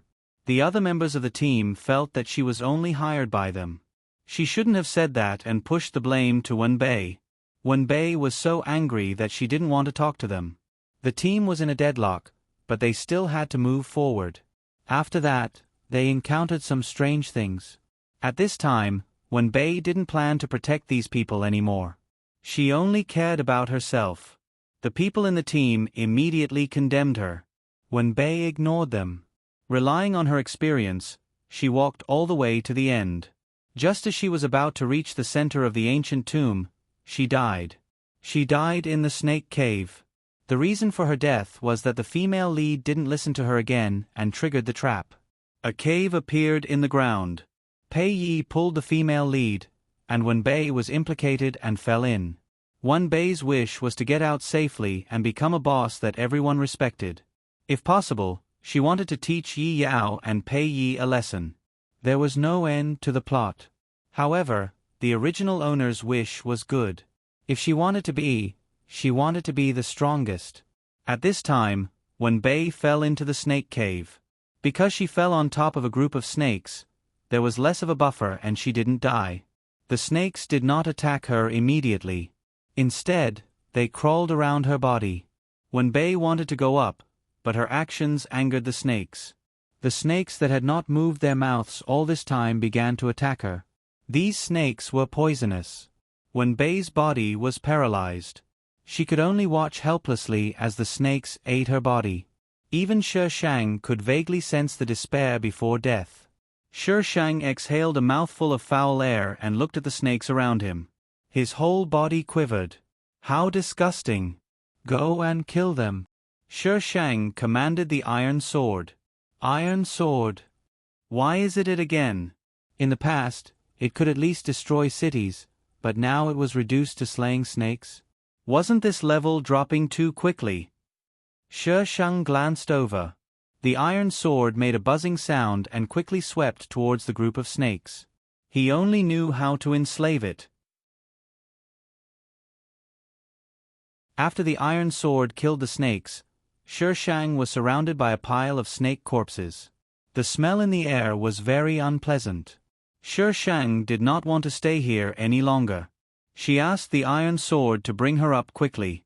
However, when they flew up, Shi Shang found that the entrance was blocked. The mechanism was restored. Shi Shang could only return to the ground. He cleared out a clean area and treated his wounds first. After resting for a while, he took the iron sword and swung it upwards. Rumble! The whole cave was shaking. Gravel fell from above. The snake corpses were smashed into meat patties. The smell of blood in the air was even stronger. Shi Shang stepped on the iron sword and rushed out of the cave.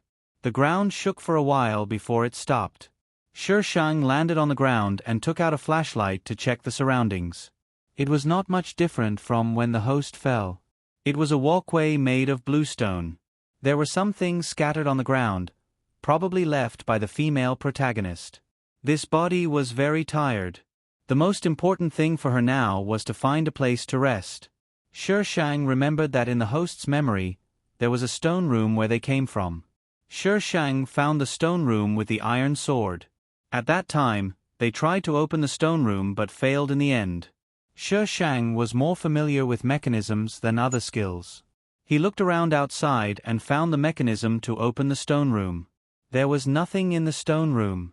Sher Shang stood there for a while. After making sure it was safe, he went in. It was not a problem to come out. He just had to hack it. The host's foot was seriously injured. She could only use one foot. Sher Shang re-bandaged the wound. He put talismans around the stone room and began to rest. Sher Shang slept for about 4 hours. Her fatigue disappeared a lot. She stretched. Suddenly, she felt a gloomy feeling next to her. It was as if she was being watched. She turned her head, but there was nothing next to her. The feeling disappeared. The stone room was so quiet that she could hear a pin drop. She could hear her breathing and heartbeat. Did you feel it? Sher Shang asked the iron sword. What? The iron sword didn't feel anything. Was it because she was too tired and hallucinating? Sher Shang looked around. He swung the iron sword and suddenly swung it down. She slashed around the stone room randomly, but she didn't hit anything. What was it? Maybe it's just your illusion. Host, don't be so suspicious. It's impossible. Sher Shang denied it firmly. There must be something here.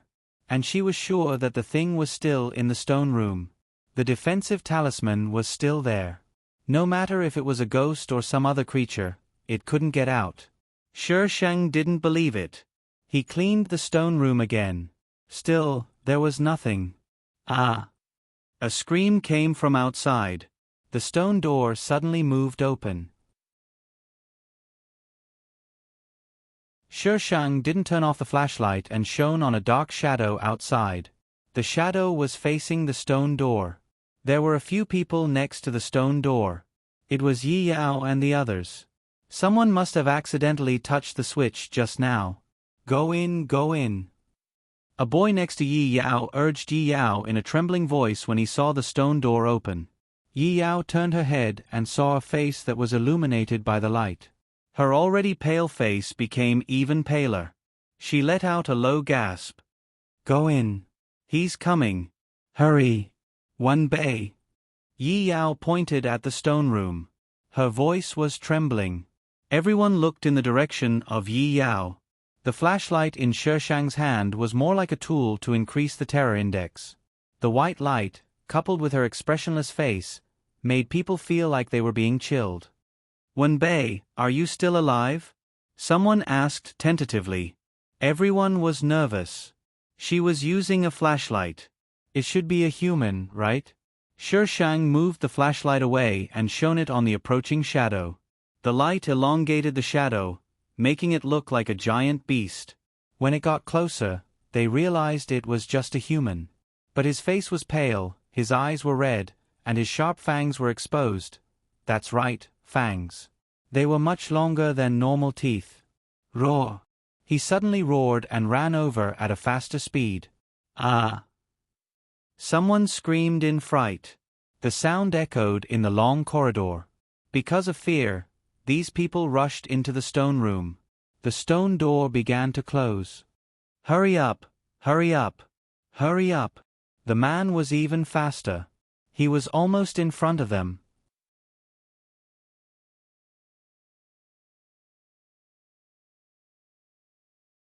Chapter 995. The stone door closed at the last moment. The thing that had caught up with them slammed into the door with a muffled bang. Bang! Everyone stepped back and stared at the stone door. They were afraid that the stone door wouldn't be able to withstand the torment and would be damaged, allowing the things outside to enter. Bang, bang, bang. Every sound was like a blow to their hearts. They didn't even dare to breathe loudly. About a minute later, the sound disappeared and there was only silence. They waited for a moment to make sure that there was no sound outside. Only then did they dare to breathe. How did this happen? I want to get out. I want to get out. I want to get out of here. There was another girl in the group besides Yi Yao. She was the one who was crying, shouting, "Don't be like this. We can definitely get out." Yi Yao hugged Shouting and comforted her. "You have to be strong. I want to get out, Yi Yao. I want to get out. I miss my parents." Shouting was a little incoherent. "We will get out." Yi Yao patted Shouting's back. Her face was a little pale. She was obviously frightened. "Wenbei, you're not dead?" A boy in a camouflage uniform shone a tattered flashlight at Sheng. His body was trembling. He was obviously scared. Sheng's gaze fell on the stone door. She had put a talisman there, but the talisman was gone. "Wenbei, say something. Don't scare us," the boy in the camouflage uniform said in a trembling voice. Sheng shone the flashlight at his face. He stuck out his tongue and made a creepy face. "Ah!" The group of people screamed in fright. They shrank into a corner and looked at her in horror. "She's a person." Yi Yao pointed to the ground. "There's a shadow." Sheng rolled his eyes. "You think you're so smart? How can you tell that eye's a person?" Everyone looked in the direction Yi Yao pointed. They heaved a sigh of relief when they saw a clear shadow on the ground. The boy in the camouflage uniform was furious. "Wenbei, what's the point of scaring us? We are your employers. Do you believe that I won't pay you a single cent when we leave? You still want to go out?" Sheng sneered. The boy in the camouflage uniform widened his eyes and cried out, "What do you mean?" "I mean it literally." Sheng moved the flashlight away and slowly walked towards the stone door with his iron sword. Someone was blocking the stone door. Sheng glared at him coldly and said in a flat tone, "Get out of the way. We hired you to protect us. Hurry up and take us out of here." The boy in the camouflage uniform rushed to the Sheng. Sheng shone his flashlight on the stone door. The talisman paper was gone, not even ashes. Was that thing still in the stone chamber? "Wenbei, stop pretending. Take us out of here right now." The boy in the camouflage uniform got even angrier when he saw that the Sheng was ignoring him. He reached out to grab the Sheng. Before his hand could touch the Sheng, the cold iron sword was already on his neck. "You want to go out? Find a way out yourself. Don't talk nonsense in front of me." "Wenbei, we hired you with money." The boy in the camouflage uniform stared at her in disbelief. "So what?" "I don't want to take this job now." "Can't I?" Sheng kicked the boy away and pointed the iron sword at them. He said maliciously, "Even if I kill you, who will know? So stop telling me what to do. Don't dirty my sword." Everyone's expression changed at the same time. Their participation in this adventure was hidden from their families. Just as she said, even if she killed all of them, in this ancient tomb, how could their parents find them? Sheng's threat was very effective. No one dared to talk back to her, including Yi Yao. They huddled together in a corner. "What should we do now? We have to go out and find Pei Yi and the others. They have guns and they are all good at fighting. Maybe we can get out by following them." "I agree. But how can we get out? Is Housie still outside?" Housie was the black shadow that had chased them just now. They didn't know what Housie had touched and suddenly went crazy. Shouting choked and said, "Housie, will he recover? We can't leave him behind." Shouting was Housie's girlfriend. After such a thing happened, everyone could only stay silent. Shouting. The boy in the camouflage uniform looked at Shouting. "We don't know what happened to Housie. We can't take the risk anymore. Let's find a way out first and then find someone to save Housie." But Shouting couldn't continue. She looked at her companions with tears in her eyes and didn't say anything in the end. Yi Yao pointed out the key point. The most important thing now is how to get out. The boy in the camouflage uniform glanced at Shi Shang and winked at the others. He lowered his voice and said, "She will definitely go out. Let's follow her first." "But she threatened to kill us," someone said worriedly. "Let's follow her from afar and not go forward." When they came, there were more than 10 people in the team. Now there were only 5 people left. Besides the 2 girls, Yi Yao and Shouting, there were 3 boys. The boy in the camouflage uniform had the most say in the team and was also the most opinionated. Since he said so, the others were silent for a while and agreed with his suggestion. "Let's have a good rest now. She should be safe here." The boy in the camouflage uniform found a place to sit down. "We have to recover as soon as possible." Before the boy in the camouflage uniform finished speaking, Shi Shang made noise. She opened the stone door and was walking out. The boy in the camouflage uniform choked. After Shi Shang walked out of the stone door, he quickly jumped up. "Hurry up and follow her." "Ah, but I can't walk." Shouting's face was pale. The stone door was slowly closing. The boy in the camouflage uniform dragged Shouting up roughly. "Hurry up." Shi Shang's foot was injured, so she couldn't walk very fast. She was surrounded by similar corridors. The ground was paved with a kind of stone and was very smooth. Shi Shang found something that looked like bloodstains on the ground. They extended from the stone door to the distance. There were many viruses in the ancient tomb. The person just now must have been infected by some virus.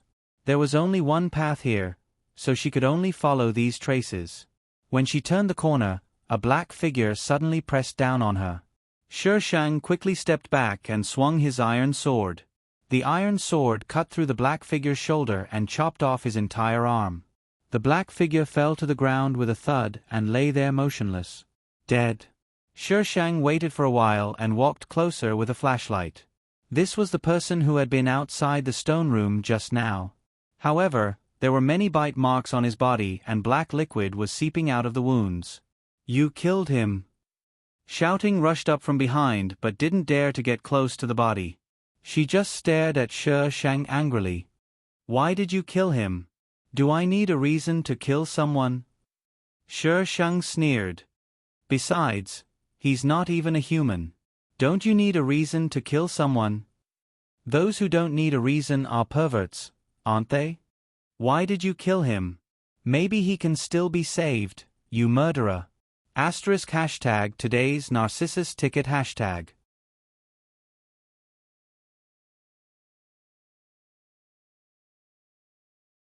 Chapter 996. What are you going to do to me? Avenge him? Shi Shang propped himself up with the iron sword and shone the flashlight at Shouting. Shouting was speechless. She was no match for Shi Shang. How could she avenge Haozi? Shi Shang continued, "Since you care so much about him, why don't you go up and take one last look at him?" Shouting's face turned pale. She stepped back involuntarily and burst into tears. She clutched her chest and looked miserable. "Are you afraid? Are you afraid that you'll end up like him?" Shi Shang's voice was full of malice. Shouting stepped back even further. "No. You killed him. You're the murderer. Which eye of yours saw me kill him?" Shi Shang pointed at the corpse with the iron sword. "Will he die if he loses an arm? I won't take the blame for this. It's you." Shouting didn't listen to Shi Shang at all. She was sure that Shi Shang was Haozi's murderer. The man in the camouflage uniform and Yi Yao were a step behind. They finally caught up. "What's going on?" She killed Haozi." Shouting pointed at Shi Shang. "She killed Haozi. Haozi." Everyone looked at the corpse on the ground. Although they couldn't see the face, they knew it was Haozi from the equipment on him. "Wenbei, what's going on?" The man in the camouflage uniform questioned her harshly. His voice echoed in the corridor and disappeared into the dark tunnel. "Who knows? I didn't kill him. How would I know what happened? Idiot." Obviously, The people on the other side didn't think so.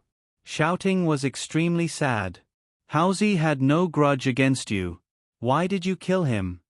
Shi Shang. How infuriating. I told you I didn't kill him. Shi Shang took a deep breath and put his hands on his hips arrogantly.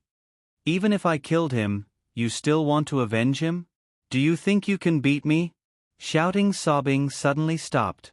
He had never seen someone so arrogant after killing someone. Shi Shang snorted. I'll say it again. I didn't kill him. If you want to know how he died, go down and ask him yourself. These people were really too much.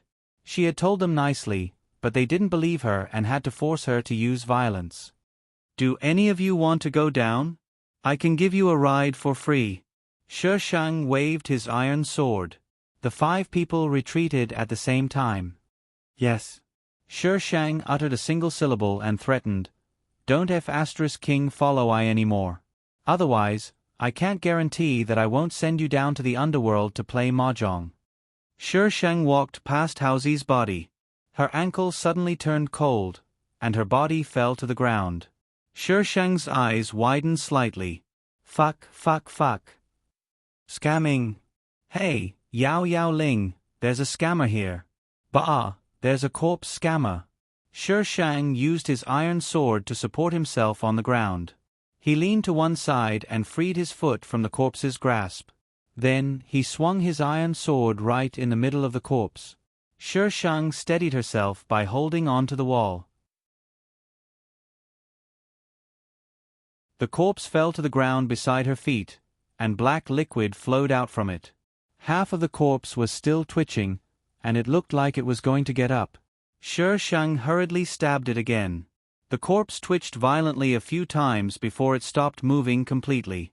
Shi Shang jumped to the clean ground and picked up the flashlight. She shone the flashlight on her body several times to make sure that there was nothing strange on her body. Only then did she relax. When she looked up, she saw the 5 female leads staring at her in a daze. They were probably scared out of their wits. Shi Shang looked at the corpse on the ground and shrugged. Well, now I've killed the corpse.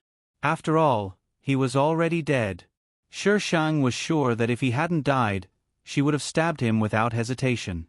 It seemed that she wouldn't let go of the corpse in the future. Who knew when she would try to scam him? How scary! The host seemed to have learned another strange skill. Wah! I want to go home. Shouting suddenly broke down and burst into tears. Her cries traveled far down the corridor like the weeping of a ghost. Shi Shang was speechless. Who on earth summoned such a troublesome teammate? With her around, where could her teammates go if they didn't die? While they were comforting Shouting, Shi Shang shook them off and moved alone in the tomb. She wasn't sure how long she had been walking, but she didn't encounter anything strange. But this tomb was ridiculously huge. How was she going to get out? Shi Shang tried to hack her way out, but no matter how many walls she hacked, the next corridor was always the same. Up, down, left, and right were all the same. It was as if she had entered a huge maze. The ancient people were really King awesome to be able to build such a huge tomb. Shi Shang rubbed his chin and muttered, It can't be without a roof, right? I'll just go up. Shi Shang violently hacked her way up. The rumbling sounds kept echoing in the tomb, making the people in the tomb tremble in fear. They were afraid that the tomb would collapse. But apart from the rumbling sounds, the tomb didn't collapse. Shi Shang hacked her way to the top and sadly found that there was a layer of rock above. The host came in from the middle of the mountain. They had been going down, so it was normal that there was a layer of rock above. Since it was a mountain, she could hack her way to the side. There was always a way out. Look at what you've done to the tomb. Is this how you do missions? Can you be more ladylike? Wasn't the host's wish to get out safely? What did I do wrong? Shi Shang hacked the wall while talking to the system. This isn't the normal way to get out. You should go through all kinds of difficulties and dangers, break through all kinds of fog, and get out alive. This is the normal way to get out. Look at what you're doing now. The owner of the tomb will beat you to death. Rumble. Sher Shang hacked another wall. Can I be compared to those little bitches? I'm going to conquer the sea of stars. How can I be like those idiots and walk the normal way? Hee hee, you're a psychopath. Of course you can't be compared to normal people. Sher Shang suddenly made a strange sound, as if he saw something very strange. What are you doing? Sher Shang walked over to a pile of ruins and shone his flashlight on the pile of ruins. Among the waste stones, he could vaguely see exposed cloth. Is this a person? How can it know if it's a person or not? The system scanned the surroundings. It's a person. It's not breathing. You might be the one who killed him. Be reasonable. Am I the kind of person who kills people casually? You are. Sher Shang spat. I should at least give them a charge, okay? What's there to show off? Sher Shang pulled the body out from under the stone. The body was cold and stiff. It had been dead for a while. It was obvious that it wasn't killed by the wall she hacked down. Sher Shang snorted. See, I told you it wasn't my fault.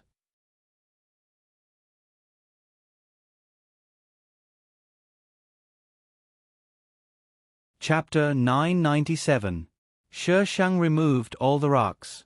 There were some tools scattered on the ground.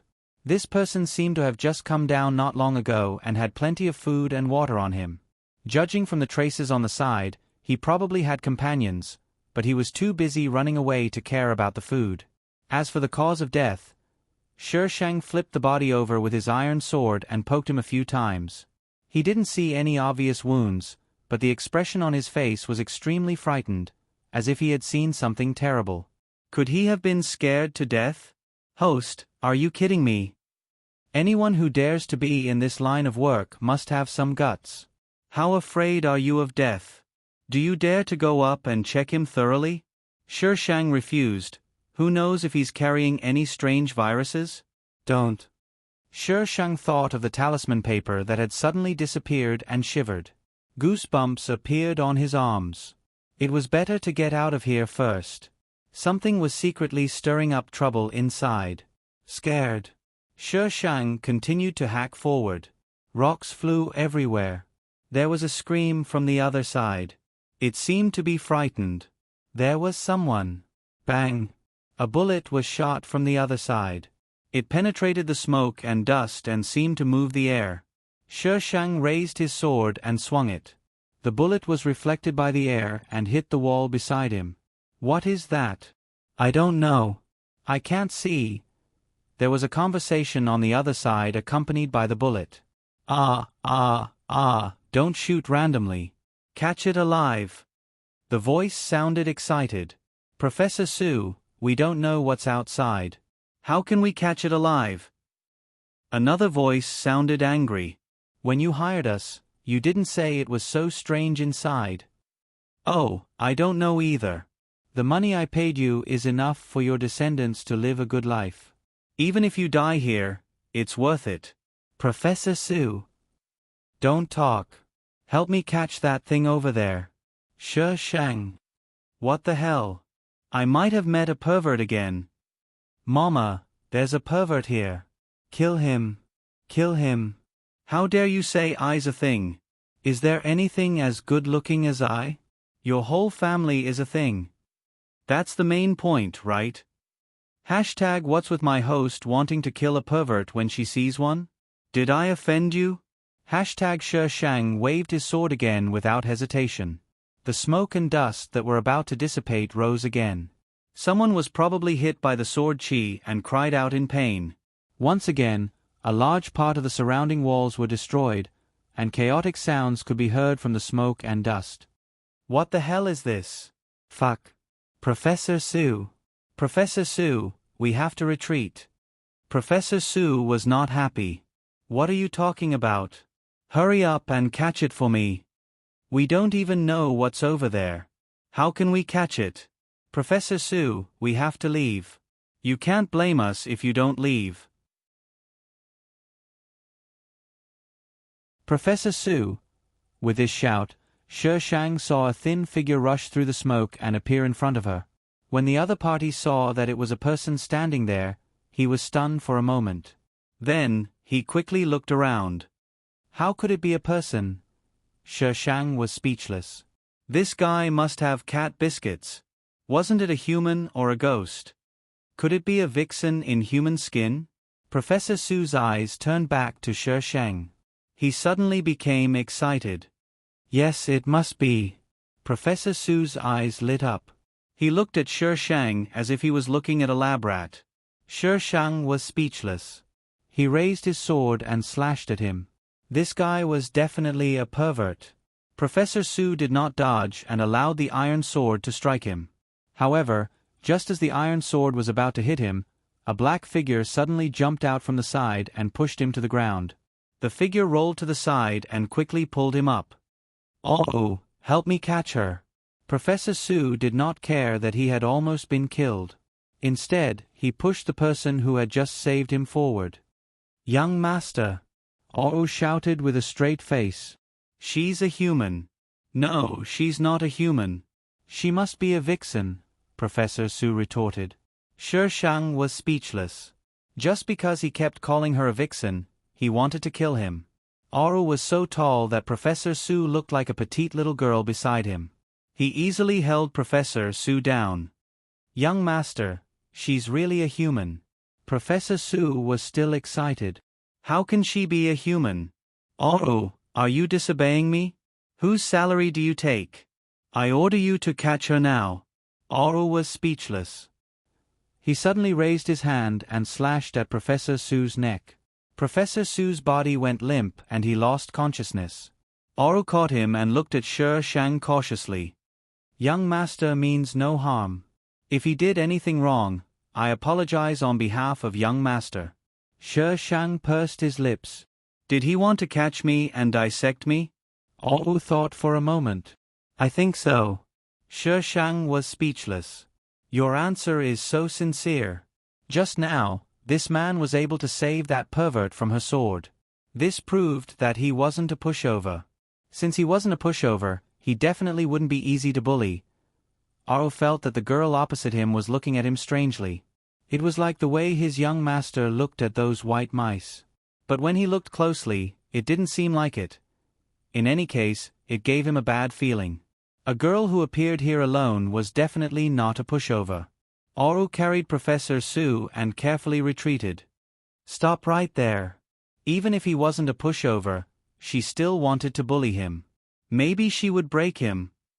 If she didn't break him, she could only blame herself for not being as good as him. She could just rewind and start all over again. Host, your way of thinking is very dangerous. You can't rewind and start all over again. You can't. Oro didn't stop when he heard her scolding him. Instead, he started running. Shi Shang waved her iron sword and slashed it in Oro's direction. The sword swept across the corridor and everything in its path collapsed. However, Oro was very fast. Even though he was carrying another person, he was already out of sight in the blink of an eye. He ran so fast. Shi Shang muttered. She didn't chase after him. The direction in which Oro was running was blocked. Shi Shang could only pass through the wall she had slashed at first. There were a lot of things on the ground there. She could vaguely smell blood, but there was no one. Shi Shang took a few steps forward and kicked a bag. She squatted down and opened it. The things inside were in a mess. Many of them were things that could only be found in the laboratory. It should be that pervert Professor Su's.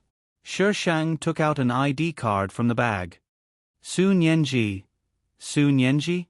Who was that? Shi Shang went through the plot and didn't find such a person. Was he cannon fodder?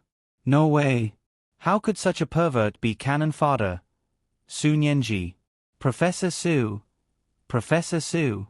Yes. In this novel, there was a pervert named Professor Su. He was obsessed with researching all kinds of things that couldn't be explained by science. Anyway, he was against the main character in all kinds of ways. In the end, he was forced to go offline.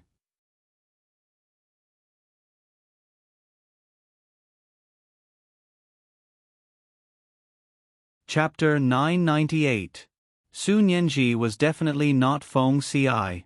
Her Feng Ci was not that perverted. Shi Shang threw away the ID card and rummaged through her bag. She pulled out a stack of documents. Before she could read the contents, the system suddenly popped out. Side mission, Lost Tomb. Mission clue, dragon-shaped pendant, Shi Shang. Damn you, who told you to give out such a weird mission? I'll give it to you. Hit me. The system is going offline. Host, you can have fun.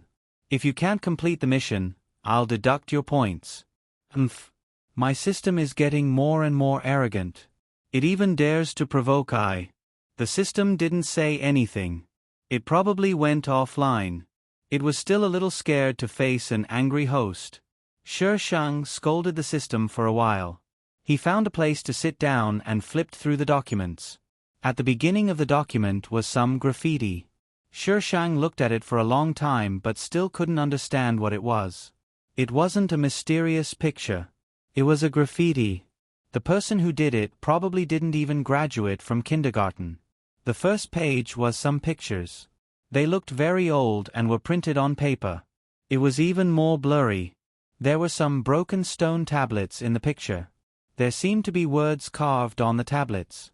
The words were messy, as if weathered. Plus, the picture was blurry. Shi Shang couldn't make out the words even with his 24K titanium eyes.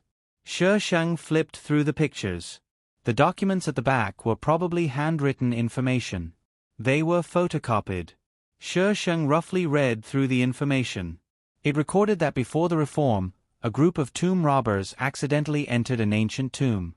There weren't any relics in the tomb, but it was very big and empty. There were many strange things inside. At that time, ghosts and gods were still believed. The tomb robbers thought they might have found the Tomb of God, the Tomb of God. They called it the Tomb of God in the later information. But as they went deeper, they kept losing people. The Tomb of God was so scary that they started to fear. Defilement of God was punishable. In the end, only the person who wrote this information and another person came out.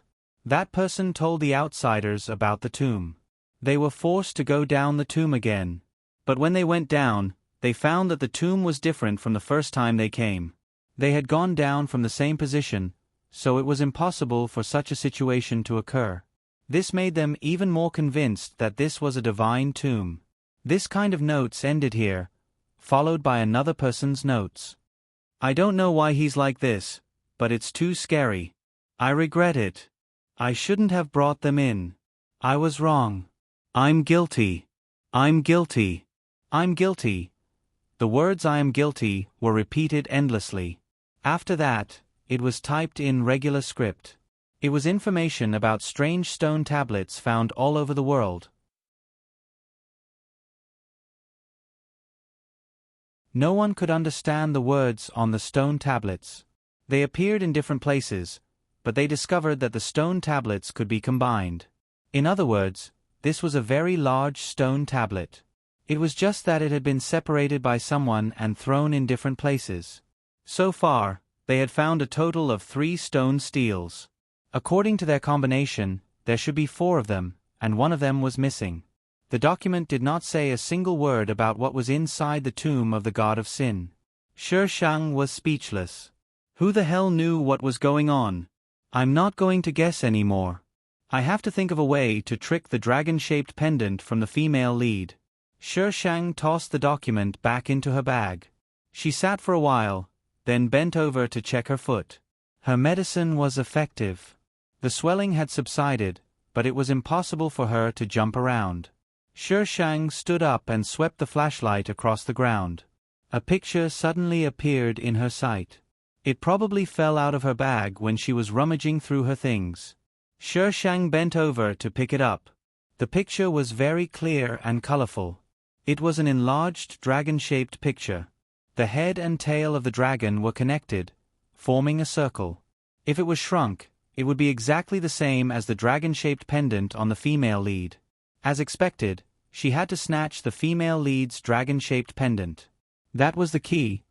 Speaking of which, the host had agreed to bring the female lead and the others in because of this. But why? In the memories she received, there was no memory of the host from 2 years ago in the tomb. So, what did the host see in the tomb? Forget it, I'm not going to think about it. Who cares what she saw? I'm someone who can tear apart gods with my bare hands. Why would I be afraid of something like this? Come on, cause trouble. If she wanted to find the female lead, Sher Shang couldn't continue attacking. But she didn't know where the female lead was. System? System. No response. Fire. No response. Your master ran away with another system. The system still ignored her. It wasn't online yet? If this system was a weak host, it would have died long ago. Sher Shang couldn't locate the location herself. The system's authority was too high. How could he obtain a higher level of authority? If she hacked the system, she didn't know if she could get its authority. Although the system's authority wasn't much higher than hers, there were some things that it could control that she couldn't. It was still useful. It was worth a try. So, when the system went offline, Sher Shang secretly prepared to hack it and forcibly take over its authority. Huff! A cold wind blew out of the corridor. A chill invaded her body, causing goosebumps to rise all over her body. Damn, where did this wind come from? Sher Shang leaned on the sword and panted. She had been walking on this corridor for a long time. She wondered if she was going to walk until the end of time. These corridors extended in all directions. Sometimes, she would find a dead end at the end. Of course, a dead end was useless to Sher Shang. He could just hack it. Chi! A strange sound suddenly rang out in the quiet corridor. It sounded like some kind of metal scraping against the ground. Sher Shang shone the flashlight in that direction. They had reached the end of the corridor and needed to turn. The sound came from that direction. The air was filled with a faint smell of blood. Sher Shang poked the ground with the iron sword and limped over. He turned the corner and shone the flashlight into the corridor. The smell of blood was carried by the cold wind. There were several corpses lying on the ground. A black figure was squatting beside one of the corpses. The black figure was scratching the ground with his nails. The sound came from that. The black figure was startled by the flashlight. He suddenly turned his head and looked over. F***CK. Monkey. This monkey was about the size of an adult man. He looked like a human when he squatted in a place where the light wasn't strong. Monkey glanced at Sher Shang and jumped into the distance, disappearing into the corridor. This is a fake group. Little Fairy. I haven't asked for votes in a long time. Come on, babies, vote for me. Professor Su. I want to dissect her. Sher Shang draws his sword, quickly knocks Su Nianji unconscious. I'm sorry, Brother Shang. Captain He, the two people above are new faces. They've been scammed again. Chief Shui, cracking melon seeds, Emperor, cracking melon seeds, Imperial Concubine Shu, cracking melon seeds, System. What the hell is this? Little Fairy. I want to vote. System notification. Little Fairy has been kicked out of this group.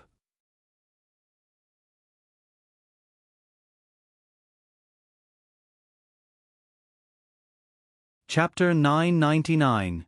The monkey ran away quickly. Only the corpses were left in the corridor. Sher Shang looked at the corpses. They looked like rats. There were bite wounds on their bodies. They must have been in great pain when they died.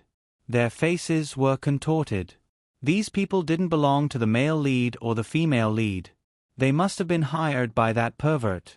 Sher Shang stared at the corpses for a moment. He was about to get up when a scream broke the silence. Ah! The scream came from the direction where the monkey disappeared. Sher Shang looked up and raised his eyebrows.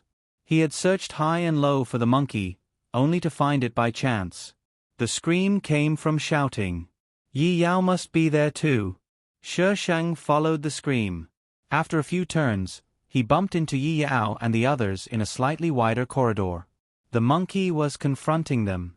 This monkey must have met them here on the narrow path. Wen Bei, get rid of it.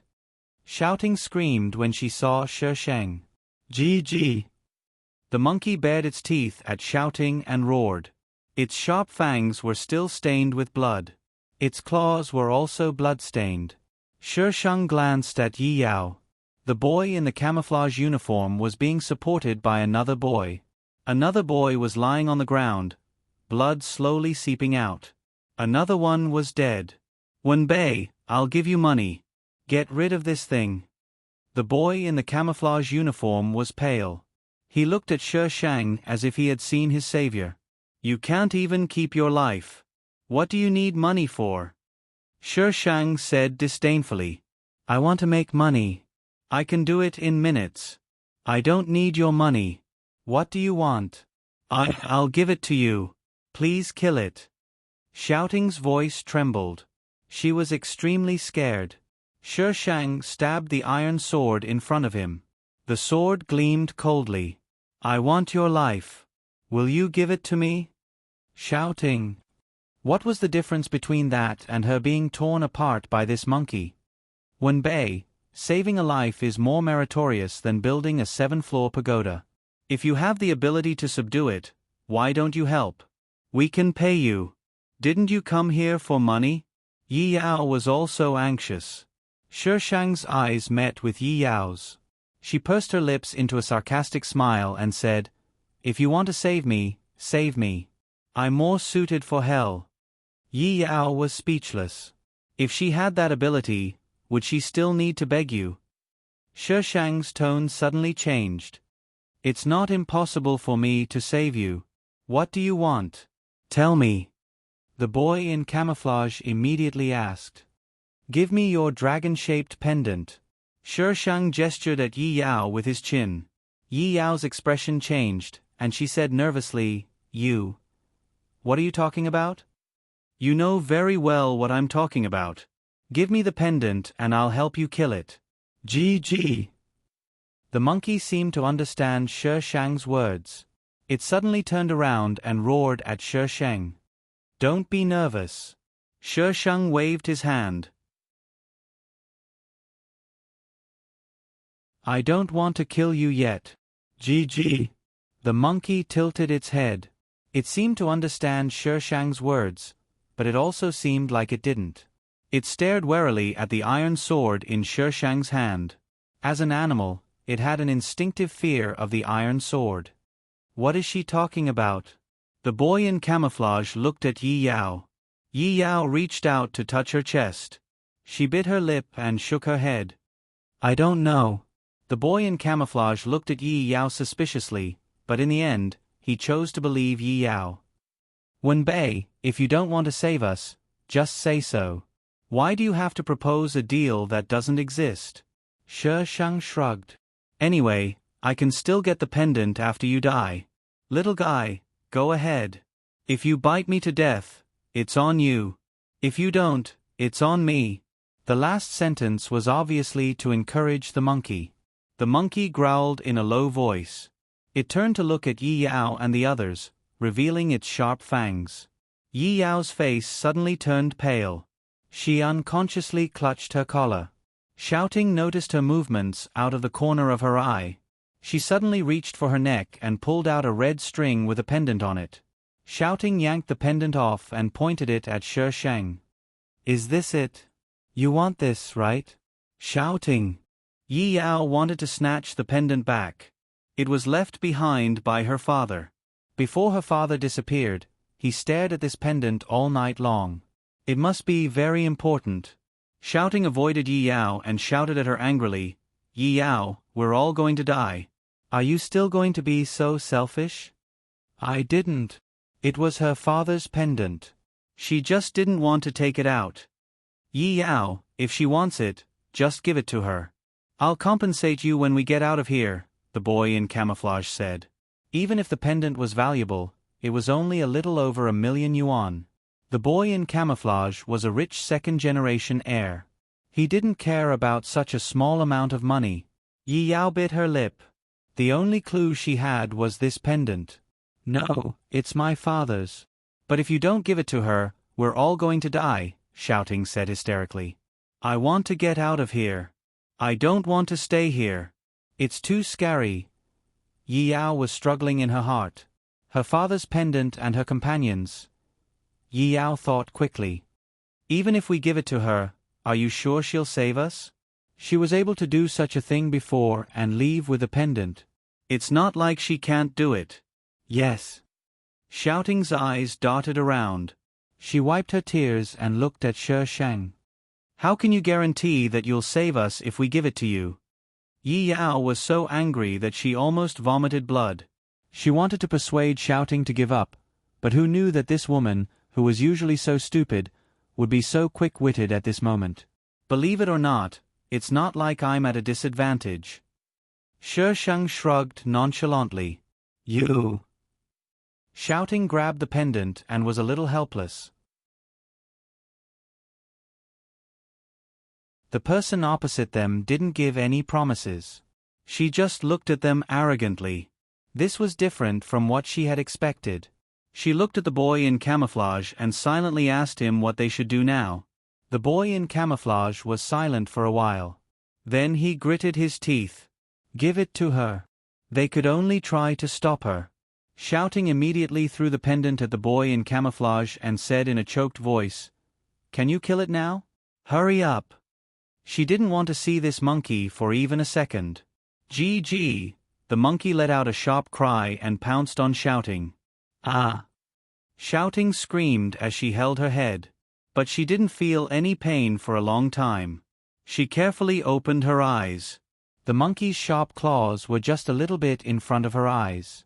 Its face was ferocious, and the smell of blood assaulted her nose. Its eyes were blood-red like ink. Its body slowly pressed down on her. Ah! Shouting held her head and screamed again. Her voice was even louder than before. She wanted to dodge, but she didn't have any strength. Her legs wouldn't listen to her, so she could only hold her head and scream in horror. The monkey pressed her to the ground. There was a cold and sticky liquid flowing down her neck, as if something was wriggling. Shouting! A panicked shout came from the side. What is that? Asterisk, please vote for me. Please vote for me. Please vote for me. Please vote for me. You're tuning in to the Narrate and Escape YouTube channel. Don't forget to subscribe and join us on this journey to catch the most captivating stories.